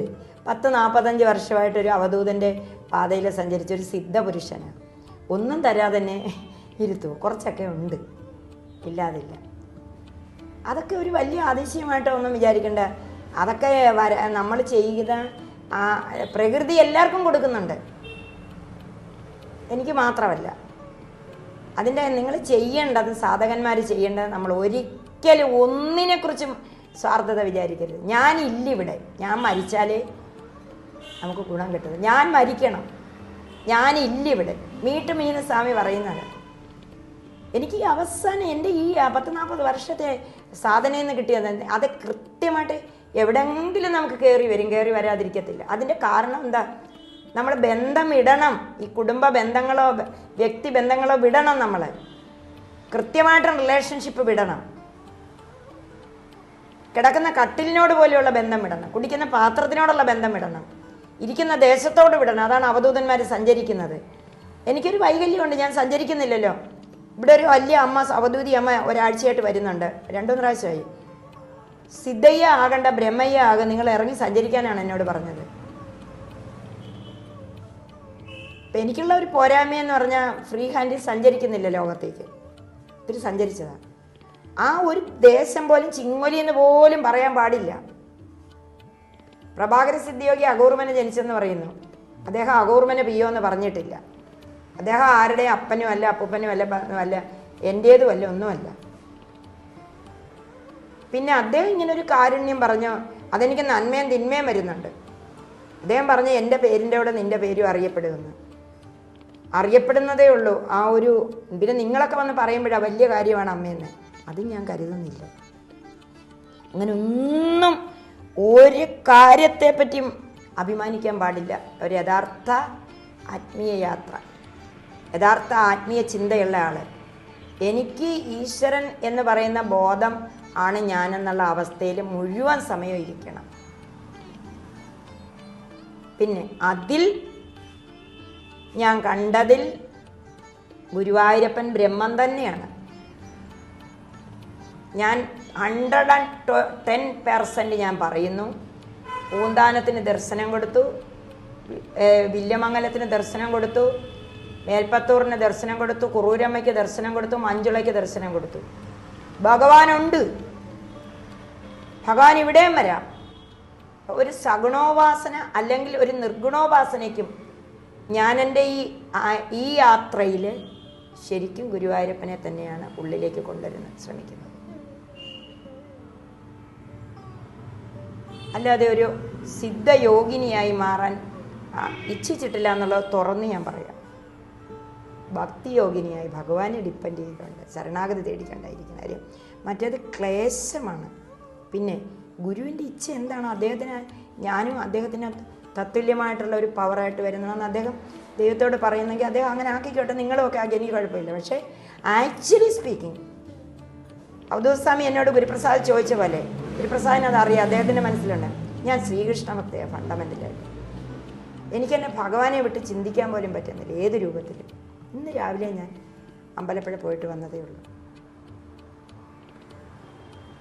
ചെന്ന് ഭഗവാനോട് ഞാൻ കാര്യങ്ങളെല്ലാം പറഞ്ഞു. ഗുരുവായൂർ പോയി ഒരു പുസ്തകം പ്രകാശനം ചെയ്തിട്ടുണ്ട്, സന്താനഗോപാലൻ. അത് അവിടെ വെച്ചില്ലായിരുന്നു, അവിടെയും കൊണ്ടുവച്ചു. ഇനി കളപത്തിന് ഞാൻ വരുന്നുണ്ട്. എൻ്റെ ഏറ്റവും ഇഷ്ടമുള്ള കാര്യം എന്ന് പറഞ്ഞാൽ ശ്രീകൃഷ്ണ കഥ പറയുക എന്നുള്ളത്. 1 മണിക്കൂർ കിട്ടിയാലും എനിക്ക് കഥ പറയുക എന്നുള്ളതാണ് ഇഷ്ടം, പണ്ടേ ഇഷ്ടം അത് തന്നെയാണ്. ഇപ്പം എൻ്റെ ഓഫീസിലിരിക്കുമ്പോൾ എൻ്റെ കൂട്ടുകാരൊക്കെ ഗസറ്റഡ് റാങ്കിലല്ലേ ഞാൻ VRS എടുത്തല്ലേ, എന്നോട് ചോദിച്ചു എന്തോ ഉദ്ദേശം. ഞാൻ പറഞ്ഞു ഇങ്ങനെ ഒരു മുത്തശ്ശി പോലെ ഇരുന്നിട്ട് ശ്രീകൃഷ്ണൻ്റെ കഥകളൊക്കെ ആൾക്കാർക്ക് പറഞ്ഞു കൊടുക്കുക. അവരെല്ലാം കൂടെ ചിരിക്കും എൻ്റെ കൂട്ടുകാർ. നല്ല ഗസറ്റഡ് റാങ്കിലിരിക്കുന്നവർ ഇത്രയും പൊട്ടത്തരം പറയുന്നവരുണ്ടോ എന്നാണ്. പക്ഷേ എല്ലായ്പ്പോഴും എൻ്റെ ഭഗവാൻ, ഞാൻ VRS എടുത്ത് എനിക്കൊരു വർഷം ഒന്നും കിട്ടിയില്ല 2001. പക്ഷെ ഞാൻ കൊല്ലത്ത് ഭഗവത്ഗീത ഞാൻ യജ്ഞത്തിൽ വന്നപ്പം അന്ന് എൻ്റെ മന്ത്രിയായിരുന്ന കടവൂർ ശിവദാസൻ അദ്ദേഹമാണ്. അദ്ദേഹത്തിനോടൊപ്പം എനിക്ക് പ്രഭാഷണത്തിന് അവസരം കിട്ടി. അപ്പോൾ എൻ്റെ വാക്കുകൾ കേട്ട് കഴിഞ്ഞപ്പോൾ അദ്ദേഹം അടുത്തിരുന്ന ഭാരവാഹികളോട് ചോദിച്ചു ഇതാരാ എന്ന് ചോദിച്ചപ്പോൾ പറഞ്ഞ് KCBയിൽ ജോലി ഉണ്ടായിരുന്ന സ്ത്രീയാണ്, VRS എടുത്ത് ഇങ്ങനെ നടക്കാമെന്ന് പറഞ്ഞു. അപ്പോൾ ഇദ്ദേഹം ഡീറ്റെയിൽസ് താന്ന് പറഞ്ഞ് എന്നോട് ഭീഷണി, ഡീറ്റെയിൽസൊക്കെ താന്ന് പറഞ്ഞു. ഞാൻ വിചാരിച്ച് തിരിച്ച് പിന്നെയും കയറാനാണ്. 3 വർഷത്തിന് മുമ്പ് ഇറങ്ങിപ്പോന്ന അദ്ദേഹം എഴുതി എൻ്റെ ഡീറ്റെയിൽസ് കയ്യിൽ കൊടുത്തു. 3ാമത്തെ ദിവസം 8 ലക്ഷം രൂപ എനിക്ക് തന്നു. ആ 1 കൊല്ലം ഞാൻ പട്ടിണി കിടന്ന് ഈ ശ്രീമദ് ഭാഗവതം, മൂലം ഭാഗവതം വായിച്ചുകൊണ്ട്. കുടുംബം എന്ന് പറയുന്ന ഒരു സംഭവമാണ്. കുചേലനാകാൻ പറ്റുമോ ആർക്കെങ്കിലും? തുറന്ന് പറയാനാണെങ്കിൽ അവരുടെ തലയിലെടുത്ത് എന്തോ ആവോ എനിക്കറിയില്ല. പക്ഷെ എൻ്റെ ഉള്ളിൽ ഒരമ്മയുണ്ട്. തുറന്ന് ഞാൻ പറയാം, ഒരു വലിയ പദവിയിൽ എന്നെ ഒരു മാതാ രമാദേവി അമ്മയാക്കിയില്ലെങ്കിലും ഇവിടെ വരുന്ന സാധാരണ സ്ത്രീകൾ എൻ്റെ അടുത്ത് വരുന്നതിൻ്റെ കാര്യം, എൻ്റെ ഉള്ളിലൊരു അമ്മയുണ്ട്. ഏതമ്മ വന്ന് അവരുടെ കുട്ടിയെക്കുറിച്ച് ദുഃഖം പറഞ്ഞാലും ഇനി മോക്ഷം കിട്ടിയില്ലെങ്കിലും ഞാൻ ഒത്തിരി എന്തെങ്കിലും ചെയ്തിരിക്കും. ഇപ്പോഴും ഇപ്പം 3.5 ലക്ഷം പേര് ആ ഒരു ഗുരുവായൂരപ്പൻ്റെ വീഡിയോ, സന്താനഗോപാലൻ വീഡിയോ കണ്ടിട്ട് ഇവിടെ വരുന്നുണ്ട് അമ്മമാർ. അപ്പോൾ എനിക്കിവിടെ പൈസ കൊണ്ടുവരണമെന്നോ എന്നെ ആദരിക്കണമെന്നോ ഒന്നുമില്ല. അവരവരുടെ രാത്രിയിൽ വിളിക്കും ചില അമ്മമാർ. ആ ഉള്ളൊന്ന് തണുപ്പിക്കാൻ എനിക്ക് കഴിയുന്നുണ്ട്. അതെൻ്റെ ഉള്ളിലെ അമ്മയുണ്ടാകും. അത് യശോദയായിക്കോട്ടെ. അതുകൊണ്ട് നിങ്ങൾക്ക് എന്നെക്കുറിച്ച് എടുത്തതിൽ ലോകത്തോട് പറയാൻ, ഞാൻ ജാതി മത വ്യത്യാസമന്യേ ഈ കേരളത്തിലെ ഈ അജ്ഞത കൊണ്ട് ദുഃഖിക്കുക, വേറെ സെലിബ്രിറ്റികളുടെ പുറകെ പോകുന്ന അമ്മമാരെ സീരിയൽ, അവരെ എനിക്ക് തിരിച്ചു കൊണ്ടുവരണം. ശ്രീകൃഷ്ണനാകുന്ന ആ ഒരു ഒരു വലിയ കലാകാരനെ അവർ ഭജിക്കട്ടെ. അവരങ്ങനെ ചെയ്യാമെങ്കിൽ ഞാൻ അവരുടെ കൂടെ തന്നെ നിൽക്കും എൻ്റെ ശേഷിച്ച ജീവിതം. അവരുടെ കൊച്ചു ദുഃഖങ്ങളും വലിയ ദുഃഖങ്ങളും എന്നോട് പറയുകയാണെങ്കിൽ ഞാനൊരു സൊല്യൂഷൻ അതിന് പറഞ്ഞു കൊടുക്കുന്നുണ്ട്. അതിനെനിക്ക് ഭഗവാൻ ബുദ്ധി തന്നിട്ടുണ്ട്. അതുകൊണ്ട് എനിക്ക് വേണ്ടത് ഈ വിഷമം അനുഭവിക്കുന്നവരെ ജ്ഞാനം കൊടുത്ത്, അജ്ഞത കൊണ്ടാണ് ദുഃഖം അനുഭവിക്കുന്നത് നമ്മൾ. അതിന് രാഷ്ട്രീയമോ മതമോ ഒന്നുമില്ല. വിവിധ മതക്കാർ ഇവിടെ വരുന്നുണ്ട്. മുസ്ലിം പെൺകുട്ടികൾ ഇവിടെ വരുന്നുണ്ട്, അറിയാമോ? അവരുടെ കുട്ടികളുടെ പ്രശ്നം പറയാനായിട്ട്. ക്രിസ്ത്യൻ പെൺകുട്ടികൾ വരുന്നുണ്ട്, ഒരുപാട് ക്രിസ്ത്യൻ പെൺകുട്ടികൾ വരുന്നുണ്ട്. എൻ്റെ മുമ്പിൽ വരുന്ന എല്ലാം എനിക്ക് ഭഗവാൻ അയക്കുന്ന ദൂതം. എനിക്ക് വലിയ പ്രശസ്തിയോ പേരോ അംഗീകാരമോ ഒന്നും കിട്ടുന്നില്ല. എൻ്റെ സാറ്റിസ്ഫാക്ഷൻ, എൻ്റെ ഹൃദയത്തിൽ എനിക്ക് കിട്ടുന്ന സന്തോഷം. ഞാൻ എന്നെ മാത്രമേ ബഹുമാനിക്കുന്നുള്ളൂ. എങ്ങനെ? ഈ ആത്മീയ വഴിയിൽ എല്ലാ ജീവജാലങ്ങളെയും ബഹുമാനിക്കുന്നുണ്ടെങ്കിൽ എൻ്റെ അന്തരാത്മാവ് എന്നോട് ശരിയെന്ന് പറയുന്നതേ എനിക്ക് ചെയ്യാനൊക്കെ ഉള്ളൂ. അത് മറ തീർന്ന് എനിക്ക് പറയണം. ഒരു കള്ളം ഞാൻ നിങ്ങളുടെ ഇൻ്റർവ്യൂ പറഞ്ഞിട്ടില്ല. ഇപ്പം ഉണ്ടായ സംഭവം, ഞാൻ സോമരാജൻ സാറിൻ്റെ അടുത്ത് പത്തനാപുരത്ത് പോയിരുന്നു. അവിടെ സാർ എന്നെ ഗാന്ധി ഒരു ഇൻ്റർവ്യൂ ചെയ്തു. 80,000-ഓളം ആൾക്കാരത് കണ്ടു. അവിടെ നിന്ന് എല്ലാവരും എന്നെ വിളിക്കുന്നുണ്ട്, ഇനി അമ്മ എപ്പോഴാണ് വരുന്നത് ഇവിടെയെന്ന്. എന്നുവെച്ചാൽ ദൈവം സത്യമാണ്, ദൈവം ലാളിത്യമാണ്, കപടത വേണ്ട. കാപട്യം ഇല്ലാത്ത മനസ്സുകൊണ്ട് എന്ത് പറഞ്ഞാലും ജനങ്ങൾ കൈക്കൊള്ളും, അല്ലേ? അതാണല്ലോ അമ്മ എന്ന് പറയുന്നത് അല്ലേ. അമ്മയ്ക്കൊരു മുഖവര വേണോ ഒരു കുട്ടിയോട്? വേണ്ട. അപ്പം അതുകൊണ്ട് ഇവിടം വരെ എത്തി ഗുരുവിൻ്റെ കാരുണ്യത്താൽ. ഇല്ലയെന്ന് ഞാൻ പറയുന്നില്ല. അദ്ദേഹം എന്നെ പറഞ്ഞ് ആക്ഷേപിച്ചിരിക്കുന്ന മണവും ഗുണമില്ലാത്ത നിന്നെ ഞാൻ എടുത്തത് കൊണ്ടാണ് നീ നകളിക്കുന്നതെന്ന് പറഞ്ഞു. ജീവിച്ച് 86 സമാധി വന്നു. എപ്പോഴും വഴക്കിടും. മണവും ഗുണമില്ലാത്ത നിന്നെ ഞാൻ എടുത്തത് കൊണ്ടാണ് നകളിക്കുന്നതെന്ന് പറഞ്ഞു. ഉപദേശം തന്നില്ലേ? 86 സമാധിയാകുന്നിടം വരെ ഇവിടെ വന്നു പോകുമായിരുന്നു. ഇപ്പോഴും ആ സൂക്ഷ്മ ചൈതന്യമുണ്ട്.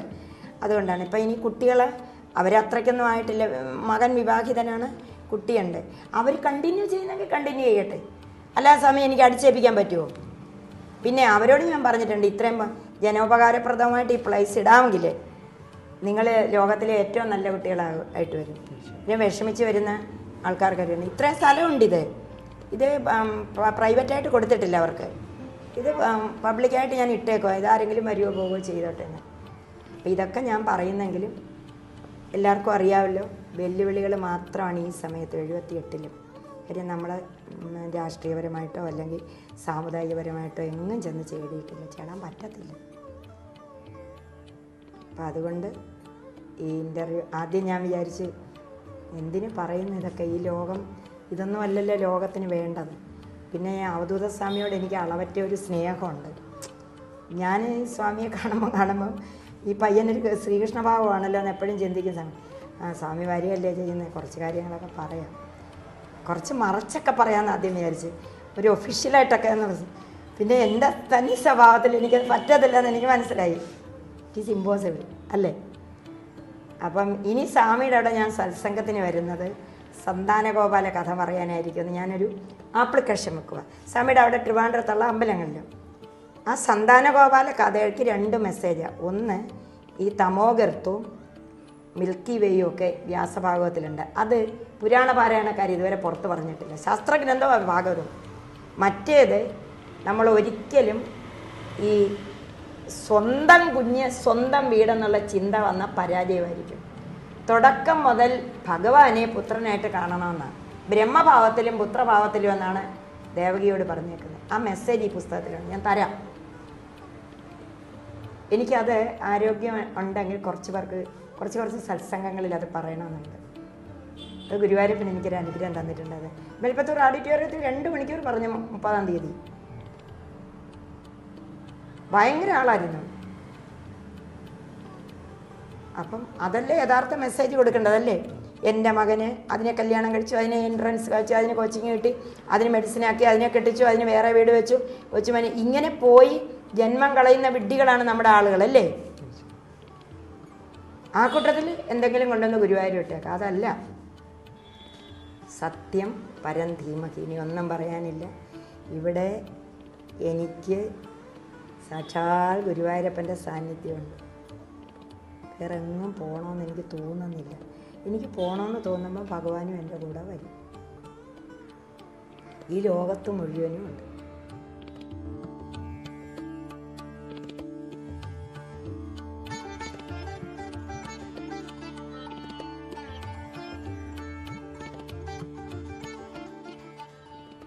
തീർച്ചയായിട്ടും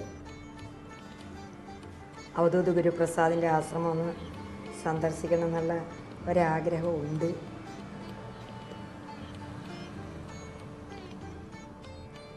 ശ്രീകൃഷ്ണസ്വാമി അനുവദിക്കുന്നെങ്കിലും ഗുരു അനുഗ്രഹിക്കുന്നെങ്കിലും നമുക്ക് അങ്ങോട്ടും വരാം. എന്താ ആധ്യാത്മികതയുടെ സൗന്ദര്യം ഇതാണ്. ആധ്യാത്മികതയിൽ ഒന്നും മാറ്റിവെക്കാനില്ല. ഭൗതികതയായിരുന്നാലും ആധ്യാത്മികതയായിരുന്നാലും ഒരേപോലെ നമുക്ക് കൊണ്ടുപോകാൻ സാധിക്കും എന്നുള്ളതിന് അമ്മയെപ്പോലൊരു ഉദാഹരണം വേറെയില്ല. ഗൃഹസ്ഥയായിട്ട് പോലും ആ ഗുരു പ്രഭാകര സിദ്ധയോഗി എന്ന ആ മഹാത്മാവ് അനുഗ്രഹിച്ച ആ ചെറുപ്പത്തിലെ അനുഗ്രഹിച്ച് എന്താണോ അമ്മയ്ക്ക് ഉപദേശിച്ചു കൊടുത്തത് അതിനെ ഈ നിമിഷം വരെയും അങ്ങോട്ടോ ഇങ്ങോട്ടോ മാറാതെ ഒരേപോലെ പിന്തുടരുന്ന ഈ അമ്മ തന്നെയാണ് അതിന് മാതൃക. നമ്മൾ ഓരോ സാധകരും ഈ അമ്മയുടെ ഈ മാതൃകയെ അമ്മയെ ഒരു മാതൃകയായിട്ട് കണ്ട് ഗുരുവിനെ നമ്മുടെ ആ സാധനാ യാത്ര, നമ്മുടെ ഉള്ളിലേക്കുള്ള യാത്ര സ്വയം തിരിച്ചറിയാനുള്ള യാത്ര തുടർന്നു പോകാൻ ഓരോ സാധകർക്കും സാധിക്കട്ടെ. അമ്മ ഇത്രയും നേരം നമ്മളോട് അമ്മയുടെ അനുഭവങ്ങൾ, അമ്മയുടെ ഇത്രയും വർഷത്തെ സാധനാ ജീവിതം പങ്കുവച്ച ഇതിനെല്ലാം അമ്മയോട് കോടി കോടി പ്രണാമങ്ങൾ അർപ്പിക്കുന്നു. നമ്മുടെ ചാനലിൻ്റെ വകയായിട്ടും ഓരോ സാധകരുടെ വകയായിട്ടും പ്രണാമങ്ങൾ അർപ്പിക്കുന്നു. സ്വസ്തി സർവനാരായണ ഏരി സമർപ്പയാമി.